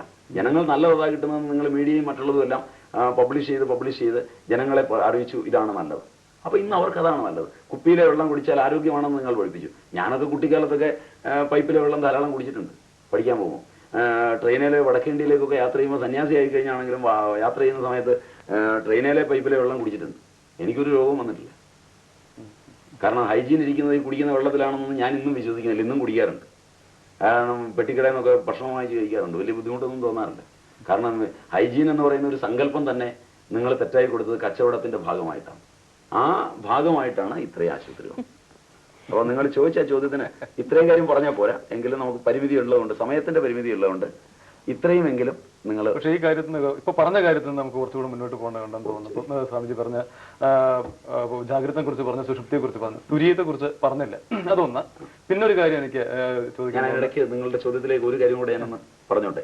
ഞാൻ പറഞ്ഞു വെച്ചതില് പ്രധാനപ്പെട്ട കാര്യം ശമന ചികിത്സ എന്ന് പറഞ്ഞൊരു പോയിന്റിൽ അതിലേക്ക് വരാം അതിലേക്ക് വരാം. അപ്പൊ അതിനു മുമ്പ് ഈ സ്വസ്ഥവൃത്തം എന്ന് പറഞ്ഞ സ്വസ്ഥതയും ഈ മനസ്സുമായിട്ട് ഒരുപാട് ബന്ധപ്പെട്ട് കിടക്കുന്നുണ്ട്. അതിനെക്കുറിച്ച് നമുക്കുള്ള അവബോധം അല്ലെങ്കിൽ ബോധം അല്ലെങ്കിൽ നമുക്ക് കിട്ടിയിരിക്കുന്ന വിദ്യാഭ്യാസം, ഇതെല്ലാം ഇപ്പോ സ്വാമിജി പറഞ്ഞതിന്റെ വേറൊരു ഒരു തരത്തിലാണ് കിടക്കുന്നത്. അപ്പൊ അതുകൊണ്ട് ഇപ്പൊ ഈ തുര്യത്തെ കുറിച്ച് ഒന്ന് പറഞ്ഞിട്ട്, പിന്നെ ചിത്തം, ബുദ്ധി, അഹങ്കാരം. എന്താണ് ഈ അഹങ്കാരം എന്ന് പറയുന്നതിന് ശരിയായിട്ടുള്ളൊരു ഇന്റർപ്രിട്ടേഷൻ എന്താണ്? നമുക്ക് ആ വാക്കിന്റെ അർത്ഥം നമ്മൾ പലതരത്തിലാണ് ഗ്രഹിച്ചു വെച്ചിട്ടുള്ളത്. അപ്പൊ ചിത്തം, ബുദ്ധി എന്ന് പറയുന്നത് ഏതാണ്ട് ഒരേ അർത്ഥത്തിലാണ് മലയാള ഭാഷയിൽ നമ്മൾ അതെ വ്യവഹരിച്ചു. അപ്പൊ ഇതൊന്ന് വ്യക്തമാക്കി തുര്യത്തെ കുറിച്ച് ആദ്യം പറഞ്ഞിട്ട്. മനസ്സ് എന്ന് പറയുന്നത് സങ്കല്പവും വികല്പവും ഉള്ള ഭാവത്തിന് മനസ്സെന്ന് പറയും. നമ്മളിൽ എന്തെല്ലാം സങ്കല്പമായും വികല്പമായും അലയടിക്കുന്നുവോ അതെല്ലാം മനസ്സിന്റെ വൃത്തികളാണ്. അങ്ങനെ ഉണ്ടാകുന്ന സങ്കല്പ വികല്പങ്ങളെയൊക്കെ, അതുപോലെ മറ്റു കാര്യങ്ങളെയൊക്കെ നമ്മൾ സ്മരണയിൽ സൂക്ഷിക്കുന്നത് ഏത് ഫാക്കൽറ്റി കൊണ്ടാണോ അതിനെ ചിത്തം എന്ന് പറയും. ചിന്തനകർത്തൃവായിരിക്കുന്നത് ചിത്തവും സങ്കല്പ വികല്പാത്മകമായിരിക്കുന്നത് മനസ്സുമാണ്. അതിനെ യുക്തിവിചാരം ചെയ്ത് നിശ്ചയാത്മികയാക്കുന്ന ഭാവത്തിന് ബുദ്ധി എന്ന് പറയും. മനസ്സിന്റെ 4 കരണങ്ങളാണിവ. മനസ്സിന്റെ ഒരു കരണമാണ് മനസ്സ്. അതാണ് പ്രേഷ്ഠകരണം. അതുകൊണ്ടാണ് ഈ ജഗത്തുണ്ടാകുന്നത്. മനസ്സില്ലെങ്കിൽ ജഗത്തില്ല. മനസ്സുണ്ടാക്കുന്നത് മാത്രമാണ് ഈ ലോകം. എൻ്റെ മനസ്സിരുന്നുണ്ടാക്കുന്ന ലോകവും അങ്ങയുടെ മനസ്സിരുന്നുണ്ടാക്കുന്ന ലോകവും അമ്മയുടെ മനസ്സിരുന്നുണ്ടാക്കുന്ന ലോകവും വ്യത്യസ്തമാണ്. അപ്പോൾ മനസ്സ് ലോകം ഉണ്ടാക്കി കഴിഞ്ഞാൽ അതിലെന്തെല്ലാം സ്മരണയിൽ സൂക്ഷിക്കുന്നു അതെന്റെ ചിത്തത്തിന്റെ പണിയാണ്. എൻ്റെ ആ ഫാക്കൽറ്റിക്ക് ചിത്തം എന്ന് പറയും. അതേ സമയത്ത് തന്നെ അതിനെ വിമർശിച്ചോ അനുകൂലിച്ചോ ഒക്കെ പോകുന്ന ആ പ്രക്രിയ നടത്തുന്നത് ബുദ്ധി എന്ന് പറയും. അത് കഴിഞ്ഞാൽ ഞാൻ എന്ന് പറയുന്ന എന്നിലെ ഭാവത്തിന് അഹങ്കാരം എന്ന് പറയും. കുറച്ചുകൂടെ നല്ല രീതിയിൽ നോക്കിയാൽ ഇതെന്താണ് എന്ന് ആദ്യം ഒരു ചോദ്യമുണ്ട് എന്നിൽ നിന്ന്. നിങ്ങൾ പഠിച്ച സയൻസ് അനുസരിച്ച് ആ പ്രകാശം ഇതിൽ പതിക്കുന്നു. സൂര്യന്റെ പ്രകാശം, ചന്ദ്രന്റെ പ്രകാശം, അഗ്നിയുടെ പ്രകാശം ഇവ വസ്തുവിൽ പതിച്ചിട്ട് വസ്തുവിൽ നിന്ന് പ്രകാശം കണ്ണിൽ പതിക്കുമ്പോൾ എനിക്ക് സംവേദനം ഉണ്ടാകുന്നു എന്നാണ് നിങ്ങൾ പഠിച്ചത്. ഭൗതികമായി ഇത്രയും പ്രാചീന ആയുർവേദ ആചാര്യന്മാരും പ്രാചീന വേദാന്തികളും പ്രാചീന ഭാരതീയ ആചാര്യന്മാരും അംഗീകരിക്കുന്നു ഭൗതികമായി. പക്ഷെ ഇത്രയും കൊണ്ട് അവർ നിർത്തുന്നില്ല. അവർ പറയുന്നു ഈ വസ്തു കണ്ണിൽ പതിച്ചു കഴിഞ്ഞാൽ എന്റെ ആന്തരിക ചോദനയിൽ നിന്ന് ഇതെന്ത് എന്നൊരു ചോദ്യം സംജാതമാകുന്നു. കാണുക എന്ന പ്രക്രിയ ഇവിടെ ശരിയാണ്. പക്ഷെ കണ്ടാൽ ഉടനെ, ഞാനൊരു ശബ്ദം കേട്ടാൽ ഉടനെ, ഞാനൊരു രൂപത്തെ തൊട്ടാൽ ഉടനെ ഒക്കെ എൻ്റെ ശബ്ദസ്പർശ രൂപരസ ഗന്ധാദി വിഷയജ്ഞാനം വരുന്ന അതേ സമയത്ത് തന്നെ എൻ്റെ ഉള്ളിൽ നിന്നൊരു ബോധം വന്നിട്ട് ഇതെന്ത് എന്ന് ചോദിക്കുന്നു. ആ ഇതെന്ത് എന്ന് ചോദിക്കുന്ന ഇതം വൃത്തി എന്നാണ് അവർ പറയുക. അതിനൊരു വൃത്തി എന്നാണ് അവർ അസാങ്കേതിക സംജ്ഞേതാണ് ഇതം വൃത്തി. അങ്ങനെ ഇതം വൃത്തി ഉണ്ടായിക്കഴിഞ്ഞാൽ ഇത് പേന, അതെന്റെ പൂർവ്വജ്ഞാനത്തിൽ നിന്ന് വന്നാൽ എനിക്ക് സമാധാനമായി. മറ്റൊരാൾ പറഞ്ഞു തന്നാൽ എനിക്ക് സ്വീകാര്യമായെങ്കിൽ സമാധാനമായി. അത് പേനയല്ല, പേന പോലെയാണ്, അപ്പൊ മറ്റെന്തോ ആണ് എന്ന് വന്നാൽ എനിക്ക് അസ്വസ്ഥതയായി. അപ്പോൾ ഇത് പേന എന്ന് കണ്ടെത്തുമ്പോൾ വിഷയത്തിന്റെ ആകാരമുള്ള ഒരു രൂപം എൻ്റെ മസ്തിഷ്ക പര്യങ്കദേശത്ത് രൂപപ്പെടുത്തുകയായി. ഇതിൻ്റെ ഒരു പാറ്റേൺ അവിടെ വരയ്ക്കും, ഇതിൻ്റെ ഒരു ഇക്വേഷൻ അവിടെ ഉണ്ടാക്കും. അത് ഉണ്ടാക്കി കഴിഞ്ഞാൽ ഇതം വൃത്തിയിൽ നിന്ന് വിഷയാകാര വൃത്തി വന്ന് അടുത്തത് മനോവൃത്തിയിൽ ഈ വിഷയം മാറിയാലും എനിക്ക് കാണാറാവും. പിന്നെ ഇത് വേണ്ട, ഈ പേന വേണ്ട, പേനയെ പറ്റി പറയുമ്പോഴൊക്കെ ഈ രൂപം എനിക്ക് വരും. അപ്പൊ അത് മനോവൃത്തിയായി. അത് സ്മരണയിൽ നിന്ന് ആവശ്യമുള്ളപ്പോഴൊക്കെ എടുക്കുമ്പോൾ ചിത്തവൃത്തിയായി. അപ്പം ഇതം വൃത്തി, വിഷയാകാര വൃത്തി അല്ലെങ്കിൽ മനോവൃത്തി, ചിത്തവൃത്തി സ്മരണയിൽ നിന്ന്. അത് കഴിഞ്ഞാൽ ഈ പേന പാർക്കറാണ്. ആ തിരിച്ചറിവ് ഉണ്ടാക്കുന്ന വൃത്തിയെ ബുദ്ധിവൃത്തി എന്ന് പറയും. ഈ ബുദ്ധിവൃത്തി ഉണ്ടായിക്കഴിഞ്ഞാൽ ഈ പേന കൊണ്ടാണ് എൻ്റെ സുഖം, അത് എഴുതാൻ കിട്ടിയാലേ എനിക്ക് സുഖം കിട്ടുള്ളൂ. ഈ പേനയാണ്, ഈ പേന കൊണ്ട് എഴുതിയ എനിക്കെതിരെ ഒരാള് നീങ്ങിയത്, ഈ പേന കൊണ്ടാണ് ഒരു സാഹിത്യകാരൻ എന്നെ വിമർശിച്ചത്, അപ്പൊ ഇതിനോട് എനിക്ക് അപ്രിയമായി. അപ്പൊ ഈ പേനയിൽ എൻ്റെ ബുദ്ധിവൃത്തി ചെലുത്തുന്ന ആ നിർദ്ദേശം അനുസരിച്ച് ഇതെനിക്ക് പ്രിയമോ അപ്രിയമോ ഉള്ളതായി. പ്രിയമോ അപ്രിയമോ വന്നാൽ എനിക്ക് അതനുസരിച്ച് സുഖവും ദുഃഖവുമായി. അപ്പോൾ ഞാൻ ഈ പേനയിൽ ഉൾക്കൊള്ളുകയായി. ഇങ്ങനെയാണ് വിഷയവും ഞാനും തമ്മിലുള്ള ബന്ധത്തിൽ സുഖവും ദുഃഖവും സംജാതമാകുന്നത്. അപ്പോൾ ഓരോ ആളും ഇതം എന്ന് പറയുന്ന ജഗത് വൃത്തിയിൽ നിന്ന് ഞാൻ എന്ന വൃത്തി വരെ സഞ്ചരിക്കുന്നുണ്ട്. ഇത് ഇത്രയും നിങ്ങളോട് പറഞ്ഞു തരാൻ ഞാനൊരു 10 മിനിറ്റ് എടുത്തു എന്ന് തോന്നുന്നു, അല്ലെങ്കിൽ 1 മിനിറ്റ് എടുത്ത് കാണും.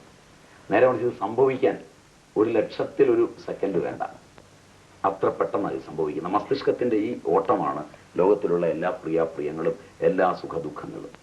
ആ സുഖദുഃഖങ്ങളാണ് രോഗങ്ങളുടെ ഒരു കാരണം. അപ്പൊ ഇത്രയും സംജ്ഞകൾ മനസ്സിലായി. ഇനി ഇത്രയും സംജ്ഞകൾ കഴിഞ്ഞ് തുരീയം എന്നോട് ചോദിച്ചു. തുരീയത്തെ പറ്റി പറയാൻ പാടില്ല എന്നാണ് ആചാര്യന്മാർ തന്നെ പറഞ്ഞിരിക്കുന്നത്. അനുഭവിക്കുക മാത്രമേ ചെയ്യാനാവൂ. പക്ഷെ 4th stage of super consciousness എന്നൊക്കെ ഇംഗ്ലീഷിൽ ചില ആചാര്യന്മാർ പ്രസംഗത്തിൽ പറയാറുണ്ട്. തുരീയം എന്ന് പറയുന്നത് തന്നെ ചതുരീയം, 4ാമത്തത്, ചതുർത്ഥം. ശ്ലോകം തന്നെ പറയുന്നത് അങ്ങനെയാണ്. ന അന്തപ്രജ്ഞം, അകത്തെ ബോധമല്ലത്. ന ബഹിഷ്പ്രജ്ഞം, പുറത്തെ ബോധമല്ലത്. ന ഉഭയത പ്രജ്ഞം, അത് രണ്ടും ചേർന്നതല്ല. ന പ്രജ്ഞം, ബോധമല്ലത്. ന അപ്രജ്ഞം, അത് അറിവില്ലായ്മയല്ല.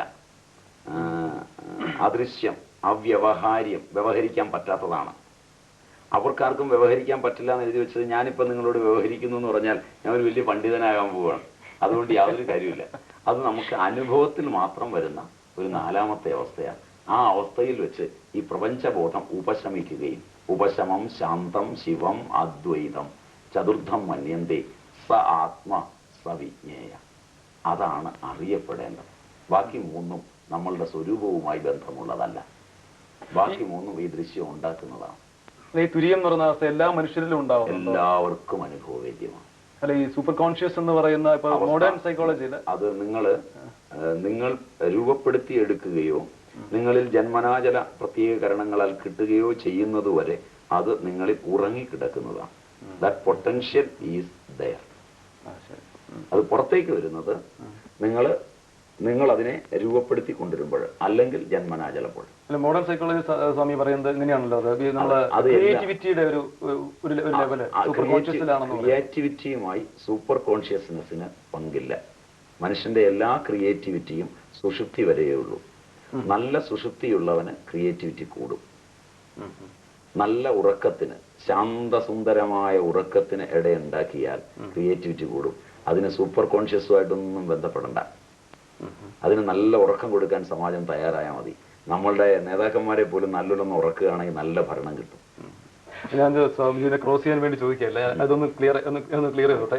അതെ, ഇതിന്റെ കൂട്ടത്തിൽ തന്നെയുള്ള അപ്പൊ നമുക്ക് ചില കാര്യത്തെ കുറിച്ച് ഇപ്പൊ നമുക്ക് ചില ദിവസം എഴുന്നേൽക്കുമ്പോൾ തന്നെ നമുക്ക് ചിലപ്പോൾ തോന്നിയെന്നിരിക്കും, ചിലത് നമുക്ക് എന്തോ മോശമായിട്ടുള്ളത് സംഭവിക്കാൻ പോകുന്നു, അല്ലെങ്കിൽ കുറച്ച് ജാഗ്രതയോടെ ഇരിക്കണം എന്നൊരു തോന്നൽ നമുക്ക് ചിലപ്പോൾ ഉണ്ടായെന്നിരിക്കും.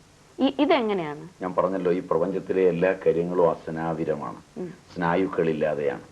സ്നായുക്കളില്ലാതെ എന്ന് പറഞ്ഞു കഴിഞ്ഞാൽ ഒരു ശരീരത്തിൽ നടക്കുന്ന മാറ്റം തന്നെ 1000 ശരീരങ്ങളിൽ നടക്കുന്നതാണെന്ന് ഞാൻ ഇതിനു മുമ്പ് പറഞ്ഞു എന്നാണ് എനിക്ക് തോന്നുന്നത്. അപ്പോൾ സ്നായുക്കളിൽ അസ്നാവിരം എന്നാണ് അതിന് ഋഷി തന്നെ ഉപയോഗിക്കുന്ന പദം. സ്നായു ഇല്ലാതെ, കമ്പിയില്ല കമ്പി പോലെ ഇവിടെ ഇരിക്കുന്ന ഒരു മനുഷ്യനിലെ ചിന്തയും സമാജത്തിന്റെ ചിന്തയും ഒക്കെ ഒരുമിച്ചാണ് പോകുന്നത്. സമഗ്രമാണ് ഈ പ്രപഞ്ചം. അതായത് ഞാൻ എൻ്റെ ശരീരത്തിലെ കയ്യ് എന്ന് പറഞ്ഞ് മാത്രമായൊരു ഭാഗമില്ല, ഇത് മൊത്തമാണ്, ഹോളിസ്റ്റിക് ആണ് എൻ്റെ ഈ ശരീരം. ഇതിന് മൈക്രോകോസം എന്ന് പറയാം ഇംഗ്ലീഷിൽ, അല്ലെങ്കിൽ വെഷ്ടി എന്ന് പറയാം എൻ്റെ ഭാഷയിൽ. അപ്പൊ വെഷ്ടിയും സമഷ്ടിയുമുണ്ട്. സമഷ്ടിയെ മാക്രോകോസം എന്ന് പറയാം. ആ മാക്രോകോസത്തിന്റെ തനി പതിപ്പാണ് ഈ മൈക്രോകോസം. അപ്പോൾ പ്രപഞ്ചത്തിൽ ഒരു ചെറിയ ചലനം ഉണ്ടായാൽ എന്നിലും ആ ചലനം ഉണ്ടാവും, എന്നിലൊരു ചലനം ഉണ്ടായാൽ പ്രപഞ്ചത്തിലും ആ ചലനം ഉണ്ടാവും. പ്രപഞ്ചവും ഞാനും തമ്മിൽ അതുകൊണ്ട് പുലർത്തേണ്ട പാരസ്പര്യം എന്താണെന്ന് വിദ്യാഭ്യാസത്തിലൂടെ ആദ്യം കൊടുക്കണം. അപ്പം നമുക്ക് ഈ അറിവ് കിട്ടാൻ കൂടുതൽ സാധ്യതയുണ്ടാവും. നമ്മുടെ ഓരോ ചലനത്തിലും അറിയാം അടുത്ത കാൽവെപ്പിൽ ഇന്നതാണ് സംഭവിക്കാൻ പോകുന്നത്. അറിഞ്ഞുകൊണ്ട് തന്നെ ആയിരിക്കും നമ്മളപ്പോൾ അതിലേക്ക് പോകുന്നത്. അത് പോകാതിരിക്കാൻ പറ്റില്ല എങ്കിൽ നമ്മൾ അറിഞ്ഞുകൊണ്ട് അതിലേക്ക് പോകും. പോകാതെ ഒഴിവാക്കാവുന്നതാണെങ്കിൽ പോകാതെ ഒഴിവാക്കും. ഇത് രണ്ടും ചെയ്യാൻ നമുക്ക് ആ അറിവ് ലഭിക്കണമെന്നുണ്ടെങ്കിൽ നമ്മൾ ഈ സമഷ്ടിയുമായി പാരസ്പര്യം പുലർത്തണം. ഞാൻ ശമന ചികിത്സയെ പറ്റി പറയുന്നതിന് ഒരുങ്ങിയ ആ സമയത്ത് ഇതിനോട് ബന്ധമുള്ളൊരു കാര്യം വന്നിരുന്നു. വേണമെങ്കിൽ അതിപ്പം ഞാൻ പറയാം, അല്ലെങ്കിൽ പിന്നെ നിങ്ങൾ ചോദിക്കുമ്പോൾ പറയാം. ഇപ്പൊ പറയാവുന്നതാണെങ്കിൽ, കാരണം ഈ മൈക്രോകോസവും മാക്രോകോസവുമായി ബന്ധമുള്ള രോഗം ഉണ്ടാകുന്നത് തന്നെ പൂർവ്വജന്മകൃതമായിരിക്കുന്ന പാപങ്ങളാലാണെന്നാണ് ഞങ്ങളുടെ വിശ്വാസം. എന്ന് പറഞ്ഞാൽ നിങ്ങളുടെ ജനിതകങ്ങളിൽ രോഗങ്ങളും കൊണ്ടാണ് നിങ്ങൾ വന്നിരിക്കുന്നത്. പൂർവ്വ ജനിതകങ്ങളിൽ നിന്ന് നിങ്ങൾ ഒരുപാട് രോഗങ്ങളെ കണക്ട് ചെയ്ത് കൊണ്ടുവന്നിട്ടുണ്ട്. ആധുനിക ശാസ്ത്രം ഇപ്പോൾ അത് പറയുന്നുണ്ടല്ലോ. അതിപ്പോ ആധുനിക ശാസ്ത്രം പറയുന്നുണ്ട്. പ്രാചീന ആയുർവേദ ശാസ്ത്രം ഇത് തന്നെ ഉറച്ചു പറയുന്നു. പൂർവ്വജന്മകൃതം പാപം വ്യാധി രൂപേണ ജായത്തെ. അത് എങ്ങനെ ഉണ്ടാകുന്നു എന്ന് ചോദിച്ചാൽ, നമ്മൾ ചെയ്ത തെറ്റുകളും കുറ്റങ്ങളും ഒന്നും രേഖപ്പെടുത്തുന്നത് കോടതിയിലല്ല, നമ്മളുടെ മസ്തിഷ്ക പ്രാന്തത്തിലാണ്. അതിൻ്റെ ഒരു കലയാണ് ജനനത്തിന് ഹേതുവായി തീരുന്നത്. അപ്പൊ ആ കല ജനനത്തിന് ഹേതുവായി തീരുമ്പോൾ ആ ഓർമ്മയോടുകൂടിയാണ് ജനിക്കുന്നത്, ആ പൂർവ്വ ഓർമ്മയോടുകൂടിയാണ് ജനിക്കുന്നത്. ഇപ്പോ HIV ബാധിച്ച ഒരു ഭാര്യയും ഭർത്താവും ദമ്പതിക്രിയയും നടത്തി കുടുംബത്തിൽ ജീവിച്ചാലും ഭാര്യയ്ക്ക് ചിലപ്പോൾ HIV ഉണ്ടാകുന്നില്ല, ഭർത്താവിനുണ്ട്.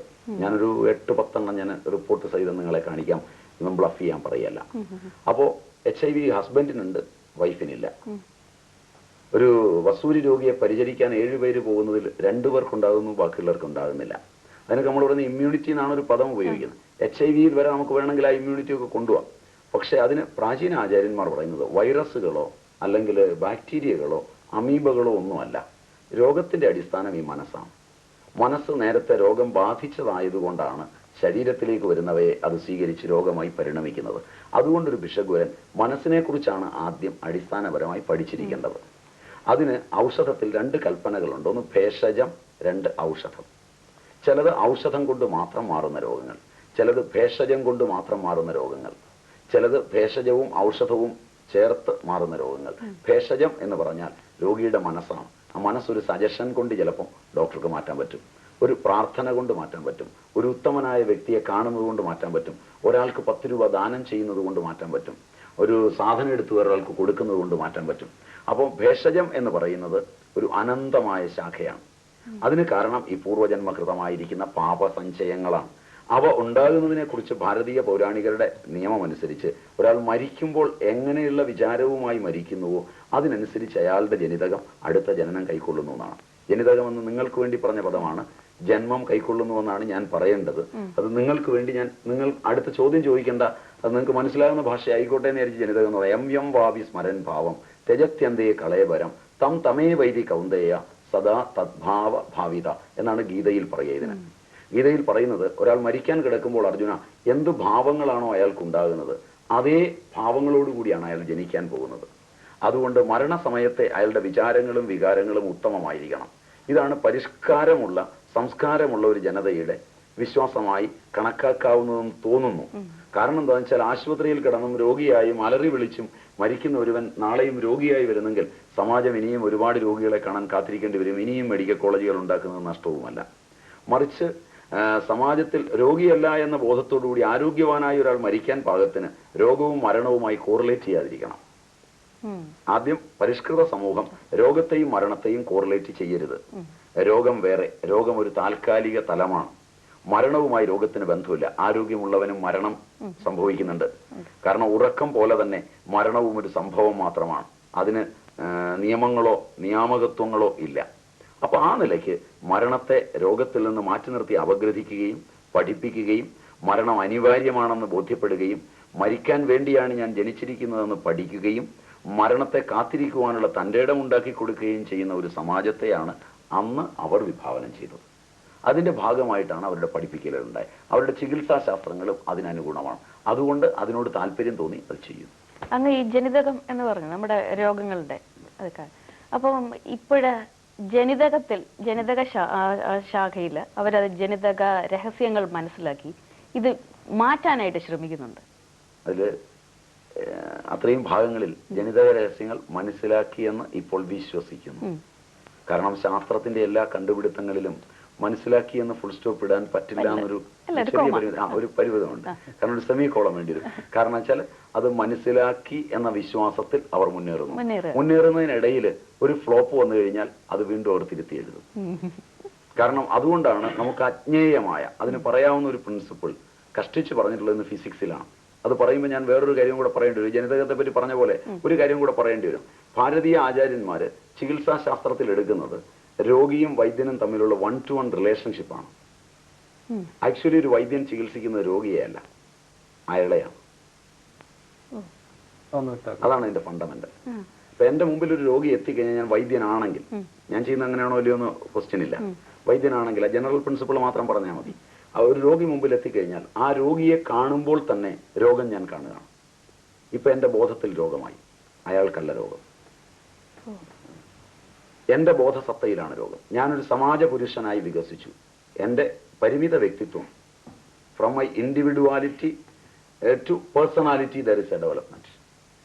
എന്റെ വൈയക്തിക അവബോധം വ്യക്തിനിഷ്ഠയിൽ നിന്ന് സമാജനിഷ്ഠയിലേക്ക് ഉയർന്നു.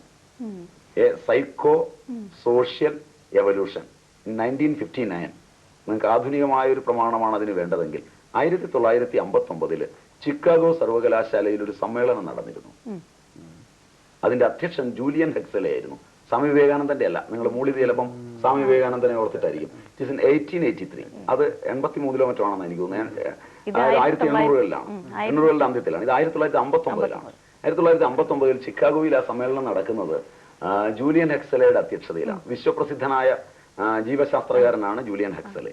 അദ്ദേഹത്തിന്റെ അധ്യക്ഷതയിൽ നടക്കുന്ന സമ്മേളനത്തിലെ വിഷയം, അതായത് ഒറിജിൻ ഓഫ് സ്പീഷീസ് എന്ന് പറയുന്ന പുസ്തകം എഴുതി 100ാം ജന്മദിനം ആഘോഷിക്കുന്ന വർഷമാണ് ഈ 59. 1859-ലാണ് അത് പ്രകാശനം ചെയ്തത്, ഒറിജിൻ ഓഫ് സ്പീഷീസ്, ഡാർവിന്റെ. അപ്പോൾ ഡാർവിന്റെ പരിണാമത്തിൽ നിന്ന് ഇനിയും പരിണാമം ഉണ്ടോ എന്നാണ് അവിടെ ജീവശാസ്ത്രകാരന്മാർ ചോദിച്ചത്. വെൽസൊക്കെ പറയുന്നത് 3 കാലുള്ള ജീവി ഉണ്ടാവുമെന്നും ബർണാഡ് ഷാ മാൻ ആൻഡ് സൂപ്പർമാനിൽ സൂപ്പർമാൻ സങ്കല്പങ്ങളും ഒക്കെ പറയുന്നുണ്ടെങ്കിലും ഈ ശാസ്ത്രകാരന്മാർ കൂടി ഇരുന്നിടത്ത് ചർച്ച ചെയ്തപ്പോൾ ഹക്സലെ അവതരിപ്പിച്ച പ്രബന്ധത്തിൽ ഹക്സലെ പറഞ്ഞത് ഇനിയും എവല്യൂഷൻ ഉണ്ടെന്നാണ്. ആ എവല്യൂഷൻ എന്താണ് എന്ന് ചോദിക്കുമ്പോൾ ഹക്സലെ അതിന് പറഞ്ഞത് it should be A psycho social evolution. മാനസികവും സാമൂഹികവുമായ ഒരു പരിണാമമായിരിക്കും അടുത്തതായി നടക്കുന്നത്. അപ്പൊ മാനസികവും സാമൂഹികവുമായ പരിണാമം എന്ന് പറഞ്ഞാൽ വ്യക്തി അവന്റെ പരിമിത വ്യക്തിത്വത്തിൽ നിന്ന് സമൂഹ വ്യക്തിത്വത്തിലേക്ക് വികസിക്കും. ഒരു വിശ്വനരനായി അവൻ മാറും. ഇതാണ് പരിണാമം. ഇത് നാച്ചുറൽ പരിണാമമാണ്. ഇപ്പൊ ഡാർവിന്റെ സിദ്ധാന്തം ശരിയാണെങ്കിൽ ഇന്ന് ജനിച്ചിരിക്കുന്ന ഒരു വിദ്യാർത്ഥിയെ പഠിപ്പിക്കാൻ ഇന്നലെ ജനിച്ച അധ്യാപകൻ യോഗ്യനല്ല. കാരണം നാച്ചുറലായി പരിണമിച്ചവനായി വിദ്യാർത്ഥി. ഇന്നലത്തെ അധ്യാപകൻ പരിണാമത്തിന്റെ മറ്റേ ശൃംഖലയിലാണ് നിൽക്കുന്നത്. അതാണ് തലമുറകളുടെ അന്തരമായി വരുന്നത്. അതിനാദ്യം എന്ത് ചെയ്യണമെന്ന് വെച്ചാൽ നിർബന്ധപൂർവമായ ഒരു പരിണാമത്തിന് അധ്യാപകൻ ആദ്യം തയ്യാറെടുക്കണം. കുട്ടി ജനിക്കാൻ പോകുമ്പോഴേക്ക് അവന്റെ മുമ്പിൽ ഓടി എത്തിയെങ്കിൽ മാത്രമേ അവന് മാർഗദർശനം ചെയ്യാൻ പറ്റുള്ളൂ. 8 വയസ്സുള്ള ഒരു കുട്ടി കമ്പ്യൂട്ടറിന്റെ മുമ്പിൽ പോയിരുന്നാൽ അവന് മനസ്സിലാകുന്നിടത്തോളം വേഗതയിൽ അമ്മയ്ക്ക് മനസ്സിലാവില്ല, എനിക്ക് മനസ്സിലാവില്ല. നാച്ചുറൽ ആയിട്ടാണ്. കാരണം നമ്മളുടെ ജനിതകം അത് ഉൾക്കൊള്ളാവുന്ന തരത്തിലേക്ക് പരിണമിച്ചില്ല. പക്ഷെ ആ പരിണമിച്ച വിദ്യാർത്ഥിയെ പഠിപ്പിക്കാൻ അവന്റെ മുമ്പിലെത്താനുള്ള ബാധ്യത സമാജത്തിൽ മുതിർന്നവർക്കുണ്ട്. ഇതിനാണ് വിദ്യാഭ്യാസം എന്ന് പറയുന്നത്. പൗരാണിക ഭാരതീയ ഗുരുകുലങ്ങളിൽ ഇതാണ് ചെയ്തിരുന്നത്. വ്യക്തിയെ വ്യക്തിസത്തയിൽ നിന്ന് സമാജസത്തയിലേക്ക് ആദ്യം ഉയർത്തുന്നു. അങ്ങനെ ഉയർത്തിയിട്ട് അവനെ പഠിപ്പിക്കണം. ഹക്സലെ പറഞ്ഞ ആ പ്രിൻസിപ്പിൾ പോലെ നമ്മളിലെല്ലാം ഈ വ്യക്തിസത്തയും സമാജസത്തയും ഉണ്ട്. അപ്പൊ രോഗി മുമ്പിൽ വരുമ്പോൾ നമുക്ക് വിഷയത്തിലേക്ക് തിരിച്ചു പോകാം. ഇത്രയും കാര്യം അതിന് പ്രമാണമായി പറഞ്ഞതാണ്.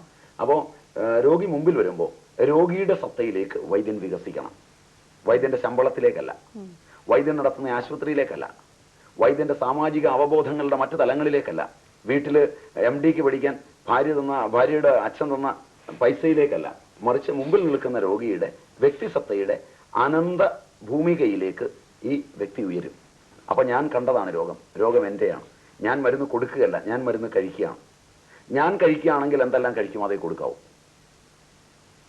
പക്ഷേ ഇപ്പോ ഇങ്ങനെയാണോ നടക്കുന്നത്? അതറിയില്ല. ഇങ്ങനെയാണ് നടക്കേണ്ടത്. ഇപ്പോഴത്തെ നടപ്പിനെ പറ്റി എന്നോട് ചോദിച്ചാൽ എനിക്കറിയില്ല. ഞാനത് അന്വേഷിക്കാൻ പോയാൽ എനിക്കിത് ചെയ്യാൻ പറ്റില്ല. അപ്പൊ അതുകൊണ്ട് ആ ചോദ്യത്തിന് ഉത്തരം എനിക്കറിയില്ല. അത് പിന്നെ നിങ്ങൾ കണ്ടെത്തണം. ഒരുപക്ഷെ മരുന്നുകൾ കൂടുതൽ രോഗി കഴിക്കേണ്ടി വരുന്നത് വൈദ്യൻ വൈദ്യന് രോഗം വരാത്തത് കൊണ്ടായിരിക്കണം. വൈദ്യന് രോഗമുണ്ട്. അപ്പൊ അതുകൊണ്ട് ഇതിനെപ്പറ്റി ഉള്ള അവബോധം അവരന്ന് പറഞ്ഞതാണ്. നിങ്ങൾ ചികിത്സിക്കേണ്ടത് നിങ്ങളെയാണ്. അപ്പൊ നിങ്ങളുടെ മുമ്പിൽ രോഗി എത്തുന്നു, രോഗിയുടെ വേദന മുഴുവൻ നിങ്ങൾ ആവഹിച്ചെടുക്കുന്നു. മാനസികമായി, ശാരീരികമായല്ല, മാനസികമായി നിങ്ങളുടെ സൂക്ഷ്മ ശരീരത്തിൽ ആ രോഗം മുഴുവൻ കയറുന്നു. ആ രോഗി വികൃതമായൊരു മുഖത്തോടുകൂടി നടക്കുമ്പോൾ മറ്റുള്ളവർ കാണുമ്പോൾ ഞാനാണ് ആ വികൃത രൂപമെങ്കിൽ എങ്ങനെയായിരിക്കും മറ്റുള്ളവരോട് പ്രതികരിക്കുക? എനിക്കാണ് ആ വയറുവേദനയെങ്കിൽ ഞാനാണെങ്കിൽ എങ്ങനെയാണ് വേദനിക്കുക? ഇങ്ങനെയുള്ള ആ വേദനകളെ മുഴുവൻ തന്നിൽ സ്വാംശീകരിച്ചിട്ട് അതിനനുഗുണമായൊരു മുഹൂർത്തത്തിൽ തന്റെ അബോധത്തിൽ നിന്ന്, പുസ്തകം റെഫർ ചെയ്തിട്ടല്ല, താൻ ഇതുവരെ പഠിച്ച അബോധത്തിൽ നിന്ന് വളരെ കൃത്യതയുള്ള തന്റെ പഠനങ്ങളുടെ ആകരങ്ങളിൽ നിന്ന് ഒരു മരുന്ന് കടന്നു വരുമ്പോൾ അയാൾ തന്റെ അറിവില്ലായ്മയിൽ കുറിക്കുന്നതാണ് മരുന്ന്. ഇതാണ് പ്രാചീന ഭാരതീയ ശമന ചികിത്സയുടെ ഫണ്ടമെന്റൽ. ശരിയോ തെറ്റോ എന്ന് എനിക്കറിയില്ല, അതൊക്കെ നിങ്ങളുടെ ജോലി. നമ്മുടെ സ്വസ്ഥവൃത്തത്തിലേക്ക് തിരിച്ചു പോയാൽ ഇപ്പോൾ ആധ്യാത്മികത എന്ന് പറയുന്ന വീണ്ടും ഞാനൊരു സംജ്ഞ ഇടപെടലുണ്ട്. കാരണം തെറ്റിദ്ധരിക്കപ്പെട്ടിട്ടുള്ള ഒരുപാട് സംജ്ഞകൾ, അതിനെ ഒരുപാട് എന്താ പറയുക, ശരിയായ ഒരു വേറെ തരത്തിലുള്ള വ്യാഖ്യാനം സ്വാമിയുടെ കയ്യിൽ നിന്ന് കിട്ടുന്നതുകൊണ്ടാണ് ഞാൻ വീഡിയോ ചോദിക്കുന്നത്. ആധ്യാത്മികത എന്ന് പറയുന്നത് നമ്മുടെ മനസ്സിന്റെ ശുദ്ധീകരണത്തിനും അല്ലെങ്കിൽ ഇപ്പോൾ തിരിച്ച് ഞങ്ങളുടെ ഭാഷയിൽ പറഞ്ഞ സബ്ലിമേഷൻ എന്നൊക്കെ പറയുന്ന പ്രോസസ്സിനൊക്കെ വളരെ സഹായകമാണെന്ന് ഏറെക്കുറെ ഇന്ന് അംഗീകരിച്ചിട്ടുണ്ട്. മറ്റു തരത്തിൽ പറയുമ്പോൾ അതിൽ അന്ധവിശ്വാസം ഉണ്ട് എന്നൊക്കെ പറയുന്നുണ്ടെങ്കിലും ഇന്ന് ആധ്യാത്മികതയുടെ അവസ്ഥ ഒന്ന്. രണ്ടാമത്തത് ഈ സ്വസ്ഥവൃത്തത്തിൽ ആധ്യാത്മികതയുടെ പങ്ക് അല്ലെങ്കിൽ അതിന്റെ കോൺട്രിബ്യൂഷൻ, അതിനെക്കുറിച്ച്. അതിലൊന്ന്, ഇന്നത്തെ ആധ്യാത്മിക തലങ്ങളെ പറ്റി എനിക്ക് വലിയ പിടിയില്ല. ഒന്നാമത്തെ കാര്യം വെച്ചാൽ സമൂഹവുമായി എനിക്ക് വലിയ ബന്ധമില്ല. ഞാനൊരു സ്ഥലത്തിരുന്ന് ചെയ്യുന്ന പണിയായത്. അപ്പൊ എനിക്ക് ഇന്നത്തെ സാമാജിക കാര്യങ്ങളെല്ലാം പത്രം പോലും വായിച്ചുള്ള അറിവ് എനിക്കില്ല. പിന്നെ എനിക്കുള്ള എന്റെ ഉള്ളിൽ കിട്ടുന്ന അറിവാണ്. ഉള്ളിൽ കിട്ടുന്ന അറിവിൽ ഈ സമാജത്തെ കുറിച്ച് ഞാൻ എന്തെങ്കിലും പറയുന്നത് വിഡിത്തമാവും. കാരണം അതെല്ലാം കോൺട്രവേഴ്ഷ്യലാവും. അത് പിന്നെ ഒരുപാട് ചർച്ചകൾക്കും ബഹളങ്ങൾക്കും ഇടയാകുമെന്നല്ലാതെ എനിക്ക് അതേപ്പറ്റി വലിയ വിവരമില്ല. കാരണം ഞാൻ ഡെയിലി പത്രം വായിക്കുന്ന ആളല്ല. അതെ, ഇന്നത്തെ എനിക്കറിയില്ല. അതേപ്പറ്റി എന്നോട് ചോദിച്ചാൽ എനിക്ക് ഒരറിവില്ല എന്ന് ഞാൻ ആദ്യം തന്നെ തുറന്നു പറയാം. പിന്നെ എന്തായിരിക്കണം എന്നുള്ളതിനെ പറ്റി പറഞ്ഞാൽ അധ്യാത്മം എന്ന ശബ്ദത്തിന്റെ തന്നെ അർത്ഥം മനസ്സെന്നാണ്. അപ്പോ നിങ്ങളുടെ ജാഗ്രത കടന്ന് സ്വപ്നത്തിൽ പ്രവേശിച്ചും കഴിഞ്ഞിട്ട് മാത്രമേ അധ്യാത്മമുള്ളൂ. അങ്ങനെ വരുമ്പോ ജാഗ്രതയിൽ മാത്രമേ നമുക്ക് സാമാജിക അവബോധമുള്ളൂ. ജാഗ്രതയിൽ മാത്രമേ എനിക്ക് നിങ്ങൾക്ക് തമ്മിൽ ഈ സംഭാഷണം പോലും ചെയ്യാൻ പറ്റുള്ളൂ, പരസ്പരം കൈമാറാവുന്നത്. സ്വപ്നങ്ങളുടെ തലം വരുമ്പോഴേക്ക് മാറി വ്യക്തി ഏകാന്തതയിലായി. സ്വപ്നത്തിൽ അവൻ ഒറ്റയ്ക്കാണ്, അത്യന്തം തനിച്ചാണ്, ഒറ്റയ്ക്ക് അനുഭവിക്കുന്ന. അമ്മ വിളമ്പിക്കൊടുക്കുന്ന ആഹാരം കഴിക്കുന്ന കുഞ്ഞ് കഴിക്കുമ്പോൾ അവൻ ഒറ്റയ്ക്കിരുന്ന് ആസ്വദിച്ചാണ് കഴിക്കുന്നത്. ആ സ്വപ്നത്തിൽ അമ്മ നോക്കുമ്പോൾ അവൻ ഇഷ്ടമാകുന്നുണ്ടെന്ന് തോന്നാം. അവൻ പക്ഷെ ഇഷ്ടമാകുന്നതായി കാണിക്കുന്നത് അമ്മയ്ക്ക് വേണ്ടി പുറത്തേക്ക് കാണിക്കുന്ന വെച്ചാൽ അമ്മ ഊഹിക്കുന്നത്. അകത്ത് ഇഷ്ടമല്ല എന്നുള്ളത് അവന് സൂക്ഷിച്ചു വെക്കാം അവന്റെ സ്വപ്നത്തിനകത്ത്. അപ്പൊ അത്ര ഏകാന്തമായ സ്വപ്നത്തെക്കാൾ ഏകാന്തമാണ് ആധ്യാത്മം. അതൊരു വ്യക്തിയുടെ ആത്മനിഷ്ഠമായ ഏകാന്തതയുടെ ചുരുളുകളാണ്. അതില് സമാജത്തിനോ കൂട്ടായ്മയ്ക്കോ സംഘടനയ്ക്കോ ഒന്നും ചെയ്യാനില്ല. ഇതാണ് ഭാരതീയർ പഠിപ്പിച്ചത്.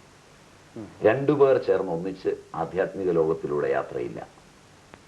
എപ്പോഴെങ്കിലും ഭൗതിക കാര്യങ്ങൾ പരാജയപ്പെടുകയും ഭൗതികമായ നേട്ടങ്ങൾ ഉണ്ടാക്കാൻ പറ്റാതെ വരികയും ഭൗതികമായ വഴിക്കെല്ലാം ശ്രമിക്കുകയും അതെല്ലാം പരാജയപ്പെട്ട് കഴിഞ്ഞ് ഭൗതികമായ നേട്ടങ്ങൾക്ക് മറ്റുള്ളവരെ പ്രചോദിപ്പിക്കാൻ അവൻ അജ്ഞേയമായ ആധ്യാത്മികത ഉപയോഗമായി വരികയും ചെയ്യുമ്പോൾ സംഘടിതമായ മതബോധനവും ആധ്യാത്മികമായ സംഘടനാ പ്രവർത്തനങ്ങളും ഒക്കെ സംജാതമാകുന്നു.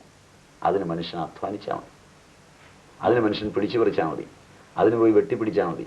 അതിന് ആധ്യാത്മികത വേണ്ട. ഭൗതിക രംഗത്ത് ആധ്യാത്മികത യാതൊന്നും ചെയ്യാൻ വകയുള്ളതല്ല. അത് അവൻ്റെ മാത്രം സ്വരൂപത്തിൻ്റെ, അവൻ്റെ ആനന്ദത്തിൻ്റെ മാത്രമാണ്. ഇതാണ് ഭാരതീയ ആചാര്യന്മാരുടെ ആധ്യാത്മിക രംഗത്തേക്കുള്ള വെളിപാട്. ഇതേ ഭാരതത്തിൽ തന്നെ പിന്നീട് ഈ ആരാധനകളും ഇതൊക്കെ എങ്ങനെയാണ്? അതെല്ലാം ഓരോ കാലങ്ങളിൽ ഓരോ ജനങ്ങൾക്ക് വേണ്ടി ഇതിനെ അവർക്ക് മനസ്സിലാകുന്ന ഭാഷയിൽ പറഞ്ഞു കൊടുത്തപ്പോൾ അതിൻ്റെ ലിംഗങ്ങൾ അവർ സൂക്ഷിച്ചു വെച്ചിട്ടുണ്ടാവും. എന്ന് പറഞ്ഞാൽ വീട് കെട്ടുന്നതിന് മുമ്പ് ഒരു സ്കഫോൾഡ് ഉണ്ടാക്കും, നിങ്ങൾക്കും അറിയാം. അപ്പോൾ ആ സ്കഫോൾഡിന് പെയിന്റ് അടിക്കുന്നവരെ നമ്മളിപ്പോഴാണ് ഇന്ത്യയെ കാണുന്നത്. വീട് കഴിയുമ്പോൾ സ്കഫോൾഡ് പൊളിച്ചു കളയും. അത്ര എനിക്ക് അതിന് മറുപടി, അത് കൂടുതൽ മറുപടി എനിക്ക് പറയാനില്ല, മതിയാവുമെന്നാണ് എനിക്ക് തോന്നുന്നത്. ശരിയാണ് സ്വാമിജി. ഇപ്പം വീണ്ടും ഞാൻ ഇപ്പോ സ്വസ്ഥവൃത്തിലേക്ക് തന്നെ നമുക്ക് തിരിച്ചു വരാം. ഇപ്പോ എന്നോട് ഒരു ചോദ്യം, ഇത് ചികിത്സയുമായി ആധ്യാത്മത്തിന്റെ ബന്ധം ചോദിക്കാൻ തുടങ്ങുന്നതാണ്, ശമന ചികിത്സയുമായിട്ട്. അതെ. അപ്പൊ അതില് ഞാൻ ആദ്യം പറഞ്ഞല്ലോ, സ്വസ്ഥ വൃത്തം കഴിഞ്ഞാലാണ് ശമന ചികിത്സ വരുന്നത്. ശമനം എന്ന് പറഞ്ഞ രോഗം വന്നവനുള്ള, അത് തന്നെ ഒരുപാട് ഘടകങ്ങളുണ്ട്. വ്യാധി വിപരീത ചികിത്സ, തദർത്ഥകാരി ചികിത്സ, ഇങ്ങനെ ഒരുപാട് ശാഖകളുണ്ട്. പിന്നെ പഞ്ചകർമ്മം, പഞ്ചകർമ്മത്തിൽ തന്നെ കുറെ വിഭാഗങ്ങൾ, ഇങ്ങനെ കുറെ ശാഖകളുള്ളതാണ്. വളരെ ബൃഹത്താണ് ഈ ചികിത്സയുടെ ലോകം. വളരെ ബൃഹത്ത് എന്ന് പറഞ്ഞാൽ വളരെ ബൃഹത്തും വളരെ സങ്കീർണവുമാണ്, അല്ലാതെ ചെറുതല്ല. ഇതില് നമ്മൾ ഇന്ന് കാണുന്ന അലോപ്പതി മുഴുവൻ കൂടി ആയുർവേദ ഗ്രന്ഥത്തിനകത്തെ ശമന ചികിത്സയിലെ വ്യാധി വിപരീത ചികിത്സ എന്ന് പറഞ്ഞൊരു ചെറിയ ശാഖയാണ്. അത് നിങ്ങൾ എപ്പോഴെങ്കിലും അതിന്റെ പറ്റിയ അലോപ്പതിയിലെ ആചാര്യന്മാരെ കൊണ്ടുവന്നു കഴിഞ്ഞാൽ അവരിന്ന് കാണിക്കുന്ന എല്ലാ ഇതും ശല്യ ചികിത്സ ഉൾപ്പെടെ, അതായത് ഓപ്പറേഷൻ ഉൾപ്പെടെ അവിടെയുണ്ട്. ഇന്ന് ചെയ്യുന്ന ഏറ്റവും സങ്കീർണങ്ങളായ ഓപ്പറേഷൻ വരെ. കാരണം ഇപ്പൊ നാഡികളെ കുറിച്ചുള്ള പഠനങ്ങൾ, നാഡികൾ എത്രയാണ്, ഹൃത്പത്മത്തിൽ നിന്ന് എത്ര നാഡികൾ പുറപ്പെടുന്നു, ഇവയെ പറ്റിയൊക്കെയുള്ള പഠനങ്ങൾ അവർ പഠിച്ചു നോക്കിയിട്ട് അവർ പഠിച്ചതും അതിനപ്പുറവും ഉണ്ടെങ്കിൽ അവർ പഠിച്ചതിൽ നിന്ന് വ്യത്യസ്തമായി അവർ പഠിച്ചിട്ട് ശരിയെന്ന് കണ്ടെത്തുകയും ഇതിൽ തെറ്റെന്ന് കണ്ടെത്തുകയും ചെയ്തുണ്ടെങ്കിലാണ് ഉറക്കെ വിളിച്ചു പറയേണ്ടത്. പഠിച്ചു നോക്കിയിട്ട് വേണം വിമർശിക്കാൻ. അതിനുള്ള സൗകര്യമാണ് ഗവൺമെന്റുകൾ ഉണ്ടാക്കുന്നത്. കാരണം വ്യാധി വിപരീത ചികിത്സ എന്ന് പറയുന്ന ഒരു ചെറിയ ശാഖ ആയുർവേദത്തിന്റെ ലക്ഷണങ്ങളെ വെച്ച് രോഗത്തെ ചികിത്സിക്കേണ്ടി വരിക എന്ന് പറഞ്ഞാൽ, വൈറസുകളിൽ നിന്ന് അതുപോലെ തന്നെ ബാക്ടീരിയകളിൽ നിന്നൊക്കെ രോഗം വന്നാൽ അതിനെ ചികിത്സിക്കേണ്ടി വരിക. അതുപോലെ തന്നെ ചില രോഗങ്ങളെ സംബന്ധിച്ചിടത്തോളം ആ രോഗങ്ങളുടെ ലക്ഷണങ്ങൾക്ക് മരുന്ന് കൊടുത്ത് മാറ്റേണ്ടി വരിക. ഇങ്ങനെയൊക്കെ വരുന്ന രോഗങ്ങളുടെ ചികിത്സ, ചില അവയവങ്ങൾ ഛിന്ന ഭിന്നമായാൽ അത് മുറിച്ചു കളയുക. അപ്പൊ സ്റ്റോൺ ഉണ്ടാവുക, രക്താശ്മരി, ശുക്ലാശ്മരി, ഇങ്ങനെ അശ്മരികളുണ്ട്, കല്ലുകളെന്ന് പറയും, അത് ഒരുപാടുണ്ട്. പിത്താശ്മരി, വാതാശ്മരി, കഫാശ്മരി, അതിൽ തന്നെ പിന്നെ രക്താശ്മരി, ശുക്ലാശ്മരി, മൂത്രാശ്മരി. ചിലരുടെ മൂത്രം കട്ടയാവും, ചിലരുടെ ശരീരത്തിലെ രക്തം കട്ടയാവും. ചിലർ ഈ വാൾ പോസ്റ്റൊക്കെ കണ്ടിങ്ങനെ നടന്നു കഴിയുമ്പോഴത്തേക്ക് അവരിൽ നിന്ന് പുരുഷ ബീജം സ്രവിക്കും കുറെ ദൂരം. പക്ഷെ പെട്ടെന്ന് ആ വികാരം തണുക്കുമ്പോൾ അത് അവിടെ വെച്ച് കട്ടയാവും. ആ കട്ടയാകുന്ന പ്രവണതയുള്ള ചില കെമിക്കൽസ് അതിലുണ്ട്. ഇത് ശുക്ലാശ്മരി എന്ന് പറയും. ഇതൊക്കെ മാർഗരോധം നടത്തും. അപ്പൊ അവയെ മരുന്നുകൊണ്ട് അലിപ്പിച്ച് കളയാം. ചിലത് അലുത്ത് പോവില്ലെങ്കിൽ ശസ്ത്രം കൊണ്ട് കീറിക്കളയണം. അതെങ്ങനെ കീറിക്കളയാം സമർത്ഥനായ വൈദ്യൻ? എവിടെയാണ് കീറേണ്ടത്? പിന്നെ വൃക്കരോഗങ്ങൾ, ഇപ്പൊ നിങ്ങൾ ഭൈഷജ്യ രത്നാവലി പുസ്തകം, പ്രമാണത്തിന് പറഞ്ഞില്ല എന്ന് വേണ്ട, ഭൈഷജ്യ രത്നാവലിയിൽ ഉരോഗ്രഹം എന്നൊരു ചാപ്റ്റർ ഉണ്ട്. ആ ഉരോഗ്രഹത്തില് ഉരസ്തോയ ലക്ഷണം എന്ന് പറഞ്ഞൊരു സബ് ഹെഡിങ് ഉണ്ട്. അതായത് നിങ്ങൾക്ക് വൃക്കരോഗങ്ങൾ വന്ന് ആധിക്യമുണ്ടായാൽ, നിങ്ങൾക്ക് ഹൃദ്രോഗം വന്ന് ആധിക്യമുണ്ടായാൽ, നിങ്ങൾക്ക് അനീമിയ, പാണ്ഡു എന്ന് പറയുന്നത് പാണ്ടല്ല, മഹാഭാരതത്തിൽ പാണ്ഡു എന്ന് വിളിക്കുന്ന ലുക്കീമിയ ഉള്ള രോഗിയെയാണ്. പാണ്ഡുവിന് സ്ത്രീയെ സമീപിക്കാൻ പറ്റാവുന്ന അയാൾക്ക് ലുക്കീമിയ ആയതുകൊണ്ടാണ്. ലുക്കീമിയയുടെ ഒരു വിഭാഗത്തിന് സ്ത്രീഗമനം നടത്തിയാൽ അയാൾ അപ്പോൾ തന്നെ മരിച്ചു പോകും. മസ്തിഷ്കത്തിൽ രക്തസ്രാവം ഉണ്ടാവും. അങ്ങനെയാണ് മരിക്കുക. അത് വെറും കഥയായിട്ട് എഴുതി വെച്ചതല്ല. ഭാരതീയ ആചാര്യന്മാർ എഴുതുന്ന സാഹിത്യത്തിനകത്ത് അവർ ഏതെങ്കിലും ഒരു ചികിത്സയുടെ അംശം എഴുതിയിട്ടുണ്ടെങ്കിൽ അവർ ശാസ്ത്രം പഠിച്ചിട്ട് എഴുതി വെക്കുള്ളൂ. കാളിദാസന്റെ രഘുവംശത്തിൽ രഘുവിന് കുട്ടികളില്ലാന്ന് എഴുതുന്ന ഡയബറ്റിക്സ് കാരണമാണ്. അത് ഡയബറ്റിസ് ആണെന്നുള്ളതിന് പ്രമേഹ നിദാനം, അഷ്ടാംഗ ഹൃദയം, അതിലെ ശ്ലോകങ്ങളുടെ അതേ ആശയമാണ് കാളിദാസൻ രഘുവിന്റെ രോഗത്തിനായി എഴുതുന്നത്. ഇത് സാഹിത്യം പഠിക്കുന്ന വിദ്യാർത്ഥിക്ക് മനസ്സിലാവില്ല. വൈദ്യശാസ്ത്രം പഠിച്ചിട്ട് എഴുതിയവനാണ് കാളിദാസൻ. അപ്പോൾ ഈ ശാസ്ത്രങ്ങളുടെ ആ സമഗ്രത അറിയണമെങ്കിൽ പഠനം അതുപോലെ കൊണ്ടുപോകണം. കമ്പാർട്ട്മെന്റൽ പഠനം പറ്റില്ല. അപ്പോൾ ആ കമ്പാർട്ട്മെന്റൽ പഠനം കൊണ്ടുപോകാൻ നിങ്ങൾ സമഗ്രമായി പഠിക്കുമെങ്കിൽ നിങ്ങൾക്ക് മനസ്സിലാവും. കാരണം അന്നത്തെ കാലത്തുള്ള വിദ്യാഭ്യാസത്തിന്റെ രീതി എന്തായിരുന്നു കൂടെ, അതിന്റെ ചരിത്രം കൂടെ. വിഷയത്തിലേക്ക് തിരിച്ചു വരാം. ഭൈഷജ്യ രത്നാവലിയിൽ ഈ ഉരസ്തോയം വരുന്നത് പാണ്ഡു, ഹൃദ്രോഗം, പ്ലീഹാരോഗം, സ്പ്ലീൻ ഡിസീസ്, യകൃത്ത് രോഗം, ലിവർ ഡിസീസ്, തന്നെ ഒരെണ്ണം കൂടെ പറഞ്ഞു വൃക്ക രോഗം, കിഡ്നി ഡിസീസ്. അപ്പൊ ഇത്തരം രോഗങ്ങളുടെ ആധിക്യം വന്നാൽ ശരീരത്തിലെ രക്തത്തിന്റെ അളവ് കുറഞ്ഞു പോകും. അപ്പൊ ഹൃദയത്തിന്റെ ബുബ്ബുസത്തിന്റെ ആവരണ കലയിൽ ജലസഞ്ചയം ഉണ്ടാവും. ആധുനിക വൈദ്യശാസ്ത്രം പ്ലൂറൽ എഫ്യൂഷൻ എന്ന് പറയും. പൗരാണിക വൈദ്യശാസ്ത്രം അതിന് ഉരസ്തോയം എന്ന് പറയും, ഉരസിൽ കിടക്കുന്ന വെള്ളം. അപ്പൊ ഇത് 8, 9, 9, 10, 7, 8 വാരിയെല്ലുകളുടെ ഇടയിലൂടെ ത്രികൂർച്ഛ ശസ്ത്രം കൊണ്ട് ചോർത്തിക്കളയണ സമർത്ഥനായ വൈദ്യൻ. ഭൈഷജ്യ രത്നാവലി ഞാൻ എഴുതിയുണ്ടാക്കിയതല്ല, തെറ്റിദ്ധരിക്കണ്ട. അന്ധവിശ്വാസ പുസ്തകത്തിനകത്തെ ഒരു വരിയായത്. അപ്പൊ ഇത് ചോർത്തിക്കളഞ്ഞാൽ പിന്നെയും നിറയും. ആധുനിക വൈദ്യശാസ്ത്രത്തിന് ഇന്ന് മരുന്നില്ല, ചോർത്തിക്കളയൽ മാത്രമേ ഉള്ളൂ. മർക്കുറി ഉപയോഗിച്ച്, രസം ഉപയോഗിച്ചൊരു മരുന്നുണ്ട്, അതുണ്ടാക്കി കൊടുത്താൽ രോഗം പോകും. മർക്കുറി വൈദ്യശാസ്ത്രം നിങ്ങൾ പഠിച്ചതിൽ ആയുർവേദത്തിൽ എല്ലാ ധാതുക്കളും മരുന്നുകളാണ്. രസായന ചികിത്സയിലല്ല വരുന്നത്, ദൈവീ ചികിത്സയിൽ. ചികിത്സ ആയുർവേദത്തിൽ വീണ്ടും 3. ഇത് വളരെ വാസ്റ്റാന്ന് ഞാൻ പറഞ്ഞല്ലോ. അതിലിനി വീണ്ടും നിങ്ങളുടെ ചോദ്യം കാരണം പറയട്ടെ. 1 ദൈവീ ചികിത്സ, 2 മാനുഷി ചികിത്സ, 4 ആസുരി ചികിത്സ. പേര് കേട്ടിട്ട് ദൈവങ്ങളെ ചികിത്സിക്കുന്നത്, മനുഷ്യരെ ചികിത്സിക്കുന്നത്, അസുരന്മാരെ ചികിത്സിക്കുന്ന അല്ല. അതായത് ഏത് രോഗവും മാറുന്നത് ധാതുക്കൾ കാരണമാണ്. ഭൂമി, ജലം, വായു, ആകാശം, അഗ്നി എന്ന 5 ധാതുക്കൾ ചേർന്ന ഈ ശരീരം. അതില് ആകാശവും വായുവും ചേർന്ന് വരുന്നതിനെ വാതജങ്ങൾ എന്ന് വിളിക്കും. അഗ്നിയിൽ വരുന്നതിനെ പിത്തജം എന്ന് വിളിക്കും. ജലത്തിൽ വരുന്നതിനെ കഫജം എന്ന് വിളിക്കും. കഫജം സ്ഥൂലവും, പിത്തജം കുറച്ചുകൂടി സൂക്ഷ്മവും, വാതജം അതിസൂക്ഷ്മവുമാണ്. വാതജ വികാരങ്ങളിൽ എത്തുമ്പോൾ മനസ്സിനെ പരിഗണിക്കാതെ ചികിത്സയേയില്ല. കാരണം അത് അതിസൂക്ഷ്മമാണ്. അപ്പൊ ഓരോന്ന് പടി കയറിയ രോഗം പോകുന്നത്. കുറച്ചുകൂടെ നല്ല രീതിയിൽ ഇംഗ്ലീഷിൽ പറഞ്ഞാൽ psychological, first somatic, psychosomatic, then psychological. അങ്ങനെ 3 ഫേസ് ഉണ്ട്. അപ്പൊ ഈ ഫേസ് നമ്മുടെ പഞ്ച ശരീരങ്ങളെ ആസ്പദമാക്കി അന്നമയം, പ്രാണമയം, മനോമയം, വിജ്ഞാനമയം, ആനന്ദമയം എന്ന കോശങ്ങളിൽ അന്നമയം മുതൽ അന്നമയം, പ്രാണമയം, മനോമയം, വിജ്ഞാനമയം വരെയുള്ള കോശങ്ങളിൽ ഈ രോഗങ്ങൾ കയറും. ആനന്ദമയത്തിലില്ല. അപ്പോൾ ഈ രോഗങ്ങളെ കയറ്റം അറിഞ്ഞ് വേണം ചികിത്സിക്കാൻ തുടങ്ങാൻ.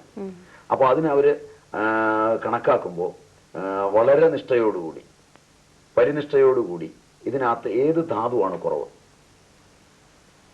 അപ്പൊ സ്വർണം, വെള്ളി, ചെമ്പ്, ഇരുമ്പ്, പ്ലാറ്റിനം ഒക്കെ മരുന്നായിട്ട് ആയുർവേദത്തിലുണ്ട്, തെറ്റിദ്ധരിക്കണ്ട. കോബാൾട്ട്, നിക്കൽ, പിന്നെ തുടങ്ങിയ ധാതുക്കൾ. ഈ ധാതുക്കള് ഡയറക്റ്റ് ആയിട്ട് കൊടുത്താൽ പെട്ടെന്ന് രോഗം മാറും. ദൈവീ ചികിത്സ എന്ന് പറയും. അതിനാദ്യം ഈ രസം പോലെയുള്ള സാധനങ്ങളെ, രസത്തെ പരമേശ്വരൻ എന്നും ഗന്ധകത്തെ പാർവതി എന്നും പറയും. കാരണം രണ്ടും തമ്മിൽ പെട്ടെന്ന് ഒട്ടും, അതുകൊണ്ട് പെട്ടെന്ന് കയറി യോജിക്കും. അപ്പൊ ഈ രണ്ടും മരുന്നാണ്, ബാക്കിയുള്ളതെല്ലാം മരുന്നാണ്. ഈ 2 എണ്ണം കൊണ്ട് മാത്രം ചികിത്സിക്കാം ഭൂമിയിലെ രോഗങ്ങളെല്ലാം.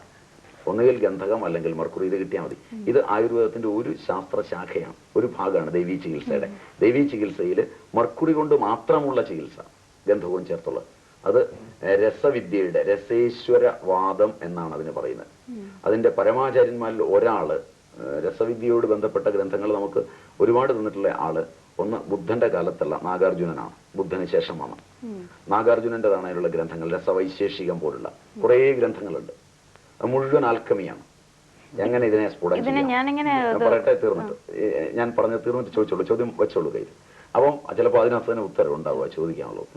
അപ്പോൾ രസത്തെ എങ്ങനെ അതിന്റെ ഓട്ടം നിർത്താം, അതിനെ മൃതമാക്കാം, അതിനെ ഭസ്മമാക്കാം, അതിനെ എങ്ങനെ പരമാണു പരിമാണത്തിലെത്തിക്കാം. ഇതിൽ അവർ പറയുന്നത് വസ്തുവിനെ അരയ്ക്കുന്ന വൈദ്യൻ ഇരുന്നരച്ച് പരമാണു പരിമാണത്തിലെത്തുമ്പോൾ ഈ വസ്തുവിന്റെ സ്വഭാവം പോവുകയും അരയ്ക്കുന്ന വൈദ്യന്റെ നിഷ്ഠയുടെ സ്വഭാവം വസ്തുവിന് വരികയും ചെയ്യും. ഇൻ മോഡേൺ ടേംസ് വെർണർ ഹൈസൻബർഗിനെ എടുത്താൽ സ്കാറ്ററിംഗ് മെട്രിസസ് ഉപയോഗിച്ച് വെർണർ ഹൈസൻബർഗും നീൽസ് ബോറും ഒക്കെ നടത്തിയ പിന്നീടുള്ള അന്വേഷണത്തിൽ, ജെഫ്രി ചൂ നടത്തിയ പിന്നീടുള്ള അന്വേഷണത്തിൽ നമ്മൾ ഇന്ന് എത്തിച്ചേർന്നിരിക്കുന്നത് അപാണവ രേണുവിലെത്തുമ്പോൾ, സബ് ആറ്റമിക് പാർട്ടിക്കിളിലെത്തുമ്പോൾ ഒബ്സർവ്ഡ് അവസാനിക്കുകയും ഒബ്സർവർ കടന്നു വരികയും ചെയ്യുന്നു എന്ന് മോഡേൺ ടേംസ്. ഇതിന് സമാനമായൊരു ചിന്ത അവരവിടെ എഴുതി വെച്ചിട്ടുണ്ട്. നിങ്ങളിത് അരച്ച് പരമാണു പരിമാണത്തിൽ എത്തിച്ചാൽ ഈ വസ്തുവിന് സ്വഭാവമില്ല, നിങ്ങൾ എന്തതിനോട് നിർദ്ദേശിക്കുന്നുവോ ആ സ്വഭാവം അതിന് വരുന്നു. അപ്പോൾ വൈദ്യൻ സങ്കല്പത്തോടുകൂടി എടുത്തു കൊടുക്കുമ്പോൾ രോഗം പൂർണ്ണമായി ഭേദാകുന്നു. പക്ഷേ അതിന് ക്ഷമ വേണം. ദൈവീ ചികിത്സയ്ക്ക് വളരെ ക്ഷമ വേണം. പരമാണു പരിമാണത്തിൽ അരച്ചെടുക്കണം, സ്ഫുടം ചെയ്തെടുക്കണം. അപ്പൊ അതിന് സ്ഫുടം 101, 21 ഒക്കെ ചെയ്ത് വേണം എടുക്കാൻ. അപ്പൊ അങ്ങനെയുള്ളതിനെ ഈ സാധനങ്ങൾ കൊടുത്തുള്ള ചികിത്സയെ ദൈവീ ചികിത്സ എന്ന് പറയും. ഇത് സുശ്രുത ചരകാദികളുടെ ആദിമകാലത്ത് സ്വർണ്ണം വെള്ളിയൊക്കെ ഉരച്ച് ചുമ്മാ കൊടുക്കുമായിരുന്നു. ഒരു കിഡ്നിയും പോയിട്ടില്ല, ഒന്നും സംഭവിച്ചിട്ടില്ല. നിങ്ങളുടെയൊക്കെ കുട്ടിക്കാലത്ത് നിങ്ങൾക്കൊക്കെ വയമ്പിനകത്ത് സ്വർണ്ണ നൂല് അടിച്ചു തന്നിട്ടുണ്ട്, ഒരു കിഡ്നിയും പോയില്ല. നിങ്ങളുടെ ചെവിയിലൊക്കെ നല്ല നീണ്ട ചുവന്ന മുളക് എടുത്തിട്ട് അതിലെ അരി കളഞ്ഞിട്ട് തള്ള അതിനകത്ത് വെളിച്ചെണ്ണ ഒഴിച്ചിട്ട് കനലിൽ ചൂടാക്കി ഒഴിച്ചിട്ടുണ്ട്. നിങ്ങളുടെ ചെവിയും തിമ്പാനൊന്നും പൊട്ടിപ്പോയിട്ടില്ല. പക്ഷെ കച്ചവടം നടക്കണമെന്നുണ്ടെങ്കിൽ ഇത് പൊട്ടിപ്പോകുന്ന പറഞ്ഞാൽ അത് ഒഴിക്കരുതെന്ന് പറഞ്ഞ് സമാധാനം ആകുന്നതിന് കൂടിയ മരുന്നുകൾ ചെയ്യാനും ഓപ്പറേറ്റ് ചെയ്യാനും ഒക്കെ ചെയ്യണമെങ്കിൽ വേറൊന്നും ചെവിയിൽ ഒഴിക്കരുതെന്നൊക്കെ പറഞ്ഞ് ആദ്യം ഒരു പബ്ലിസിറ്റി കൊടുക്കണം. നിങ്ങളുടെ വിദ്യക്കകത്ത് നിങ്ങൾ പ്രകൃതിയോടിണങ്ങി ജീവിച്ചതെല്ലാം തെറ്റാണെന്ന് നിങ്ങളെ പഠിപ്പിച്ചു. കിണറ്റിലെ വെള്ളം കുടിക്കരുത്, ബിസലേരി വാങ്ങിച്ചേ കുടിക്കാവൂ. അല്ലെ പിന്നെ ബിസലേരിക്കാരൻ എന്ത് ചെയ്യും? ഈ രീതിയിൽ നിങ്ങൾ കുടിക്കുന്നു. നിങ്ങൾക്ക് തന്ന വിദ്യാഭ്യാസവും നിങ്ങളുടെ നേതാക്കന്മാരും നിങ്ങൾക്ക് തന്ന വിദ്യാഭ്യാസത്തിന്റെ പരിമിതി, അത് ഇതിന്റെ പരിമിതിയല്ല. ഇത് ദൈവീ ചികിത്സ. രണ്ടാമത്തത് മാനുഷിക ചികിത്സ. ഇതേ ധാതുക്കൾ, ഇപ്പം മുത്തൽ, കരിമുത്തൽ, മണ്ടൂക പർണി എന്ന് പറയുന്ന ഒരു ചെടിയുണ്ട്. ആ ചെടിക്ക് അത് സ്വർണ്ണമുണ്ട്. ആ ചെടി ചേർന്നാൽ ഗോൾഡിനെ ലയിപ്പിക്കും. അക്വറിജിയല്ല, ബ്രഹ്മി എന്നറിയപ്പെടുന്ന ആ ചെടിയാണ്. രാജനിഘണ്ടു മുതലായ ഗ്രന്ഥങ്ങളിൽ ബ്രഹ്മി എന്നറിയുന്ന ആ ചെടിയാണ്. വെള്ളത്തിൽ വളരുന്ന അല്ല, വെള്ളത്തിൽ വളരുന്ന അതിന്റെ 2ാം തരമാണ്.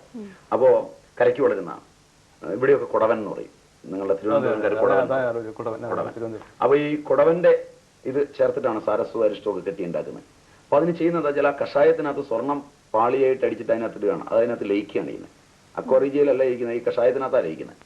അപ്പൊ ഇങ്ങനെ ചെടികളിൽ കുറെ ധാതു ലവണങ്ങളുണ്ട്. ഇപ്പൊ ഉദാഹരണം പറഞ്ഞാൽ കടലാടി എന്ന് പറഞ്ഞൊരു ചെടി എടുത്തുകൊണ്ട് വന്നിട്ട് അതിനെ ആദ്യം കത്തിക്കുക, അതിന്റെ ചാരം വെള്ളത്തിൽ കലക്കുക, കലക്കിയിട്ട് ആ തെളിഞ്ഞ വെള്ളം എടുക്കുക. ആ വെള്ളം വറ്റിക്കുമ്പോൾ ഒരു ഉപ്പ് കിട്ടും. അതിന് ഞങ്ങൾ അപാമാർഗ ക്ഷാരം എന്ന് പറയും. കടലാടിയിലിരിക്കുന്ന ഒരു ഉപ്പാണ്. ഗോമൂത്രം വറ്റിച്ചെടുക്കുക, അതിനകത്തൊരു ക്ഷാരമുണ്ട്, ഗോമൂത്ര ക്ഷാരം എന്ന് പറയും. മൂലി എന്ന് പറഞ്ഞാൽ നിങ്ങൾ കഴിക്കുന്നൊരു സാധനം ഉണ്ടല്ലോ, ആ മൂലി എന്ന് പറയുന്ന സാധനം എടുത്തിട്ട് ആ മൂലി ഇതുപോലെ തന്നെ കത്തിച്ചിട്ട് അതിന്റെ ക്ഷാരം എടുക്കുക, മൂലി ക്ഷാരം എന്ന് പറയും. യവം കത്തിച്ചിട്ട്, ഗോതമ്പ് കത്തിച്ചിട്ട് എടുക്കുക, യവക്ഷാരം എന്ന് പറയും. ഈ സാധനങ്ങൾ ഒരു തരി കൊടുത്താൽ മതി. അതേ സാധനം തന്നെ ഈ യവം കഷായം വെച്ച് കൊടുക്കുമ്പോൾ ആ വെള്ളത്തിൽ ഉപ്പുണ്ട്. അതാകുമ്പോൾ 1 ലിറ്ററോ 2 ലിറ്ററോ കൊടുക്കണം. അപ്പോ ആചാര്യന്മാർ ചെയ്തതെന്താണെന്ന് വെച്ച് കഴിഞ്ഞാൽ ഇങ്ങനെ ഇതിനെ ഏറ്റവും ചെറുതാക്കി വെച്ച് മാരക രോഗങ്ങളിൽ മരുന്ന് കൊടുക്കേണ്ടി വരുമ്പോൾ അല്പം കൊടുക്കുക. ചെറിയ രോഗങ്ങളാകുമ്പോഴത്തേക്ക് ഇതിനെ കഷായം അതുമൊക്കെ കുടിപ്പിക്കുക. ഇങ്ങനെയുള്ളൊരു രീതി 2ാമത്തെ ഭാഗമാണ്. അതായത് നമ്മൾ പറയുന്ന സ്വർണവും വെള്ളിയും ചെമ്പും ഉപ്പും എല്ലാം ചെടികളിലുണ്ട്. ചെടികളുടെ സ്വഭാവം മാറുന്നത് അത് വലിച്ചെടുത്തിരിക്കുന്ന ഈ സാധനങ്ങളുടെ അടിസ്ഥാനത്തിലാണ്. അതിൽ ഓരോ ചെടിക്കും പേരുണ്ട്. ഇതിന് കുലമുണ്ട്. ആ ചെടികളെ വർഗീകരിച്ചിട്ടുണ്ട്. ഇന്നല്ല, സസ്യങ്ങൾക്ക് ജീവനുണ്ടെന്ന് കണ്ടുപിടിച്ചിട്ട് കുറച്ചു നാളേ ആയുള്ളൂ. അങ്ങനെയാണ് നിങ്ങളെ പഠിപ്പിക്കുന്നത്. സസ്യങ്ങൾക്ക് ജീവനുണ്ടെന്ന് ആദ്യം കണ്ടുപിടിച്ചത് ജഗദീഷ് ചന്ദ്രബോസാണ്. അവിടുന്നാണ് പിന്നെ സസ്യങ്ങളെ പറ്റിയുള്ള പഠനം വന്നത്. അത് കഴിഞ്ഞാൽ ടാക്സോണമിയൊക്കെ ഉണ്ടായത്. പക്ഷേ ഈ സാധനം രാജനിഘണ്ടു, ഭാവപ്രകാശം, ഇങ്ങനെയൊക്കെ 100 പുസ്തകങ്ങളിൽ കിടക്കുന്നു. 1-2 പുസ്തകമല്ല. അതിൽ ചെടിയുടെ ഔഷധ ഗുണം, ഓരോ ചെടിയുടെ അടുക്ക പോയാൽ എന്ത് സംഭവിക്കും, ഓരോ ചെടിയും എന്ത് സ്വഭാവത്തോടു കൂടിയാണ്, ആ ചെടി നമ്മൾ അകത്ത് കഴിച്ചാൽ എന്ത് സംഭവിക്കും, ആ ചെടിക്ക് നാവിൽ എന്ത് സ്വാദാണ്, അത് പചിച്ചു കഴിയുമ്പോൾ നമ്മുടെ അന്നനാളത്തിൽ എത്തിക്കഴിയുമ്പോൾ അതിന്റെ സ്വഭാവം എങ്ങനെ മാറും. അതായത് വിഭാഗം, വീര്യം, രസം, ഇങ്ങനെ വിഭജിച്ചുള്ള പഠനമാണ്. അപ്പൊ ആ പഠനങ്ങളോട് കൂടിയ സസ്യങ്ങൾ ഉപയോഗിച്ചുള്ള ചികിത്സയ്ക്ക് മാനുഷിക ചികിത്സ എന്ന് പറയും. ദൈവീ ചികിത്സ, മാനുഷിക ചികിത്സ. 3ാമതൊരെണ്ണമുണ്ട് നിങ്ങളുടെ ശരീരത്തിൽ ഒരു അവയവം കേടുവന്ന് കണ്ടിച്ചു മാറ്റണം. അതിന് ആസുരീയ ചികിത്സ എന്ന് പറയും. ഇങ്ങനെ 3 ചികിത്സയോട് കൂടിയതാണ് ആയുർവേദം. അപ്പൊ ആ ഭാഗവും ഇനി സംശയം മറ്റതിനെ പറ്റിയില്ല, ഞാൻ അതിനിടെ പറഞ്ഞു തീർന്നു.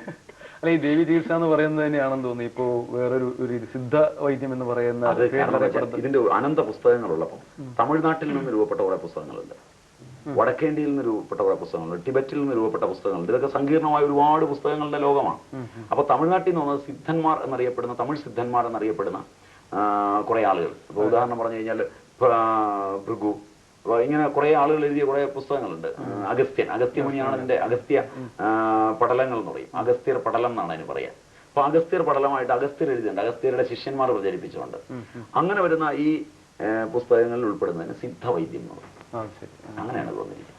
നമുക്ക് ഒരു വിഷയം കൂടെ ഇതിന്റെ കൂടെ ചർച്ച ചെയ്യേണ്ടതാണെന്ന് തോന്നുന്നു. ഇന്ന് യോഗ വളരെ വളരെ പ്രചാരം കിട്ടിക്കൊണ്ടിരിക്കുക. യോഗ എന്താണ് പ്രത്യേകം സ്വാമിജി പറയുന്നതിന് മുമ്പ് പറയുകയാണ്, യോഗം ഇല്ല, യോഗ എന്ന് വളരെ പ്രചാരത്തിലുണ്ട്. ഈ യോഗം എന്ന് പറയുന്നതിന് ഈ സ്വസ്ഥവൃത്തത്തിൽ അല്ലെങ്കിൽ വലിയ പ്രാധാന്യം എന്താണ്? അത് മാത്രമല്ല, ഇപ്പൊ അതിലും ഒരു കാര്യം കൂടെ ഒന്ന് ക്ലിയർ ചെയ്തോട്ടെ. ഇന്ന് ഡോക്ടർമാരിന്ന് പ്രത്യേകിച്ച് പറയുന്ന ഒരു കാര്യമുണ്ട്, ശീർഷാസനം ചെയ്യാൻ പാടില്ല. ഇൻവേർട്ടഡ് പൊസിഷൻസ് ഒക്കെ ഹാർട്ടിനെയും ബ്രെയിനെയും അത് എന്തെങ്കിലും തരത്തിലുള്ള ഡാമേജ് ഉണ്ടാക്കും, അതുകൊണ്ട് ശീർഷാസനം ചെയ്യാൻ പാടില്ല, സർവാംഗാസനം ചെയ്യാൻ പാടില്ല എന്നൊക്കെ പറയുന്നുണ്ട്. ഇതിന്റെയൊക്കെ യാഥാർത്ഥ്യം എന്താണ്? യോഗാസനങ്ങൾ എന്നുള്ളതും യോഗയുമായി ബന്ധമില്ല. യോഗ എന്ന് പറയുന്നത് പതഞ്ജലം അനുസരിച്ച്, പതഞ്ജലിയാണ് യോഗ ശാസ്ത്രത്തിന്റെ ആചാര്യൻ.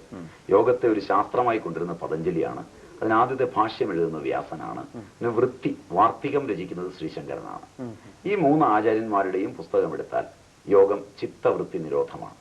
ആരോഗ്യത്തിൽ ഏറ്റവും പ്രധാനം അതാണ്. ചിത്തത്തിലുണ്ടാകുന്ന വൃത്തികളെ നിരോധിക്കുന്നത് യോഗം എന്ന് പറയുന്നു. അധ യോഗാനുശാസനം യോഗ ചിത്തവൃത്തി നിരോധ. വൃത്തയ പഞ്ചതയ്യാഹ ക്ലിഷ്ടാഹ അക്ലിഷ്ടാഹ. ക്ലിഷ്ടങ്ങളും അക്ലിഷ്ടങ്ങളുമായ 5 വൃത്തികളാണ് നിരോധിക്കേണ്ടത്. അവ പ്രമാണം. പ്രമാണം നിരോധിക്കേണ്ട വൃത്തിയാണ്. പലതിന്റെയും പ്രമാണത്തിലാണ് നമ്മൾ ഈ തെറ്റെല്ലാം ചെയ്യുന്നത്. അപ്പൊ പ്രമാണങ്ങളാണ് നമ്മുടെ ജീവിതത്തിലെ ദുഃഖത്തിന് ഒരു കാരണം. എതിർച്ചയാ ജീവിക്കാൻ നമുക്കാർക്കും ഇഷ്ടമില്ല. നമ്മൾ കുറെ പ്രമാണത്തിലാണ് ജീവിക്കുന്നത്. അപ്പൊ ഈ പ്രമാണത്തിൽ ജീവിക്കുമ്പോൾ നിങ്ങൾ കുറെ പ്രമാണം ഉണ്ടാക്കി വെച്ചിട്ടുണ്ട്. നിങ്ങൾ ഉൾപ്പെടുന്ന നിയമങ്ങളുടെ അടി, നിങ്ങളുടെ വീട്, അതിലൊരു പ്രമാണമുണ്ട് ജീവിക്കാൻ. ഇങ്ങനെ കുറെ പ്രമാണങ്ങളുണ്ട്. അതായത് നമ്മൾ ശബ്ദസ്പർശ രൂപരസഗന്ധാദി വിഷയങ്ങളിലൂടെ അറിയുന്ന കുറെ പ്രമാണങ്ങൾ നമുക്കുണ്ട്. പ്രത്യക്ഷാദി പ്രമാണങ്ങൾ, പ്രത്യക്ഷം, അനുമാനം, ആഗമം, ഇതൊക്കെ പ്രമാണങ്ങളാണ്. പ്രത്യക്ഷം എന്ന് പറയാൻ നേരിട്ട് ഇന്ദ്രിയം കൊണ്ട് അറിഞ്ഞത്. നേരിട്ട് ഇന്ദ്രിയം കൊണ്ട് അറിഞ്ഞത് താൽക്കാലികമാകാം. ചൂട് തോന്നുന്നത് ഇന്ദ്രിയത്തിന്റെ ഒരു പ്രതീതിയാണ്. ചൂട് അവിടെ ഉണ്ടാകണമെന്നില്ല. അപ്പോ ഇന്ദ്രിയത്തിലൂടെ അറിയുന്ന, നേരിട്ടറിയുന്ന പ്രത്യക്ഷം. നമ്മൾ തീയുണ്ട് അതുകൊണ്ട് പുകയുണ്ടെന്ന് പുകയുണ്ട് അതുകൊണ്ട് തീയുണ്ടെന്ന് അനുമാനിക്കുകയാണ്. അത് അനുമാനമായി. ഏതോ പഴയ ഗ്രന്ഥങ്ങളിലൊക്കെ എഴുതി വെച്ചിട്ടുണ്ട്, അതുകൊണ്ട് അന്ധമായി വിശ്വസിക്കുകയാണ്. അപ്പൊ പഴയതിൽ എഴുതി വെച്ചിരിക്കുന്നത് അന്ധമായി വിശ്വസിക്കുന്ന ആളുകൾ, പരീക്ഷിക്കാതെ വിശ്വസിക്കുന്ന ആളുകളുള്ള പോലെ തന്നെ ആധുനികമായി ശാസ്ത്രം എന്ന് പറഞ്ഞ് എന്ത് കൊടുത്താലും അതും വിശ്വസിക്കാൻ ആളുകളുണ്ട്. അപ്പൊ മനുഷ്യന്റെ വിശ്വാസ പ്രമാണങ്ങൾക്ക് മാറ്റമൊന്നുമില്ല. കാരണം വെച്ചാൽ നിങ്ങളിപ്പോ ആധുനികമായ ശാസ്ത്രം എന്ന് ചേർത്താൽ മതി. കാരണം കൈകൊണ്ട് ഇങ്ങനെ പണ്ടൊരു നമ്പൂതിരി അമ്പലത്തിൽ പോയി പൂജയും ചെയ്തിട്ട് വന്ന് ഇങ്ങനെ കൈകൊണ്ട് കാണിച്ചിട്ട് രോഗം മാറ്റി എന്ന് പറഞ്ഞാൽ അന്ധവിശ്വാസമായി. ആധുനികൻ റേഖി എന്ന് പറഞ്ഞിട്ട് ഇങ്ങനെ കാണിച്ചു കഴിഞ്ഞാൽ നിങ്ങൾക്കൊക്കെ വിശ്വാസമായി.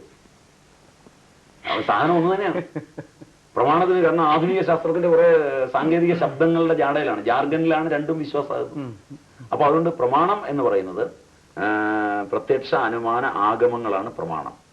പിന്നെ അതുപോലെ തന്നെ വികല്പം, ഇല്ലാത്ത ജ്ഞാനം, വിപര്യം, അയഥാർത്ഥമായി നമ്മൾ ഉണ്ടാക്കുന്നത്, നിദ്ര, ഉറക്കം, സ്മരണ, ഇങ്ങനെയുള്ള വൃത്തികളിൽ നിന്ന് നമ്മളെ മോചിപ്പിച്ച് നിർത്തുന്നതിനാണ് യോഗ എന്ന് പറയുന്നത്. അതില് ഒരു ഭാഗമാണ് അഷ്ടാംഗ യോഗത്തില് 8 ഭാഗങ്ങളാണ്. 8 ഭാഗങ്ങളിൽ യമം, നിയമം, ജീവിതത്തിൽ ചിലത് അരുതെന്നുണ്ട്. അത് ഞാൻ മുമ്പ് പറഞ്ഞ കാര്യത്തിൽ നിന്ന് വഴിതെറ്റി പോന്നപ്പം ഇപ്പൊ ഓർത്തു. കാരണം ചില മാക്രോകോസവും മൈക്രോകോസവുമായുള്ള ഒരു ബന്ധത്തില് പൂർവ്വജന്മകൃതമായ പാപങ്ങൾ എങ്ങനെ വരുന്നു എന്നുള്ളതിന് നമ്മൾ ഈ ഭൂമിയിലെ വെള്ളം ഉപയോഗിക്കുമ്പോൾ, നമ്മളിപ്പോൾ ഒരു ലോഡ്ജിൽ എന്നെ കൊണ്ട് കിടത്തിയിരിക്കാം, എന്നോട് അയാൾ 110 രൂപ വാങ്ങിച്ചു. എന്റെ കണക്കനുസരിച്ച് ഒരു 60 രൂപയെ വാങ്ങിക്കാവുള്ളൂ. അതിൽ കൂടുതൽ വാങ്ങിക്കാനുള്ള സാധ്യതയില്ലെന്നാണ് ഞാൻ ആദ്യം കണക്കാക്കുന്നത്. ലോഡ്ജിൽ എന്ത് ഫെസിലിറ്റി ഉണ്ടെന്നുള്ളത് എനിക്ക് പ്രശ്നമൊന്നുമല്ല. ഞാൻ എല്ലാ ഫെസിലിറ്റി ഉപയോഗിക്കുന്നത്, എനിക്ക് കിടന്നാൽ മതി. ഞാൻ തപ്പിച്ചെന്നപ്പോൾ ചെറിയ ലോഡ്ജ് കിട്ടിയില്ല, വലിയ ലോഡ്ജ് തന്നെ കിട്ടി. അതിനകത്ത് കയറി കിടക്കുകയും ചെയ്തു. അപ്പോൾ അവർ പറഞ്ഞത് ഇന്ന സ്റ്റാർ ഹോട്ടലിന്റെ ലോഡ്ജാണ്, അതുകൊണ്ട് ഇത്രയും രൂപയാവും, എന്നാലും എനിക്ക് കിടന്നേ പറ്റുള്ളൂ, മേടിക്കുകയും വേണം. അപ്പോൾ അവസാനം പിന്നെ എന്റെ കാശ് മുതലാക്കാൻ ഞാൻ എന്ത് ചെയ്യും, രാത്രി മുഴുവൻ ആ TV ഓൺ ചെയ്ത് വെക്കും. രാത്രി മുഴുവൻ എന്ത് ചെയ്യും, അവന്റെ പൈപ്പ് ഓൺ ചെയ്ത് വെക്കും. അപ്പൊ പൈപ്പിലൂടെ വെള്ളം പോകുന്ന സമയത്ത് ആ മാക്രോ കോസവുമായുള്ള എന്റെ പാരസ്പര്യം എന്റെ മനസ്സിന്റെ കാമന കൊണ്ട് ഞാൻ മാറ്റിവെച്ചുകൊണ്ടാണ് ഓൺ ചെയ്യുന്നത്. അപ്പൊ അവിടെ പോകുന്ന ആ ജലസ്ഥാനം തന്നെയാണ് എൻ്റെ വസ്തി, ജലസ്ഥാനം തന്നെ. അപ്പൊ ഞാനത് കണ്ടോണ്ടിരിക്കുക, വെള്ളത്തിന്റെ ശബ്ദവും ആ പോക്കുമല്ല. കുറെ കഴിയുമ്പോൾ എൻ്റെ മൂത്രാശയത്തിന് തകരാറുണ്ടാവും. ഇതാണ് അവരുടെ കണക്ഷൻ. അപ്പൊ ഇങ്ങനെയുള്ള കണക്ഷൻ എന്ന് പറയുന്നത്, കാരണം മാക്രോയും മൈക്രോയുമായിട്ടുള്ള കണക്ഷൻ എന്ന് പറയുന്നതിനെ വെച്ച് മനുഷ്യൻ ജീവിക്കുന്നതിന് അവന്റെ അവയവങ്ങളെയെല്ലാം നിർത്തുന്നതിന് ചില അരുതുകളുണ്ട് ജീവിതത്തിൽ, ചില ആവാമുണ്ട്. അതാണ് യമവും നിയമവും. ചിലത് ചെയ്തേ പറ്റൂ, ചിലത് ചെയ്തുകൂടാ.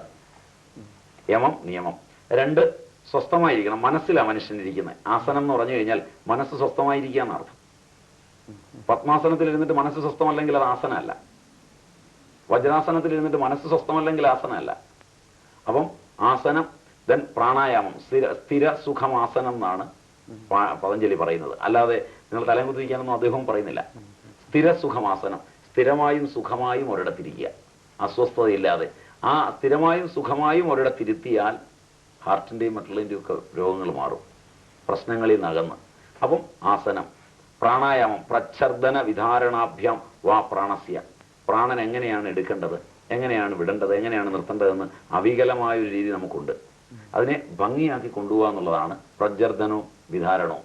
അങ്ങനെ പ്രാണായാമം, പ്രത്യാഹാരം, ഇന്ദ്രിയങ്ങളെയൊക്കെ ഈ കാണുന്നതിനോടൊക്കെ പ്രതികരിക്കാതെ അകത്തേക്ക് വലിക്കുക. പിന്നെ ധാരണ, പിന്നെ ധ്യാനം, പിന്നെ സമാധി. ഇങ്ങനെ 8 അംഗങ്ങളാണ് യോഗ.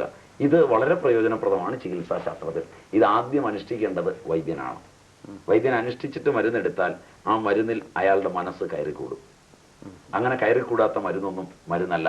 ഈ ലോകത്തിലുള്ള എല്ലാ ഔഷധവും വിഷമാണ്, എല്ലാ വിഷവും ഔഷധവുമാണ്.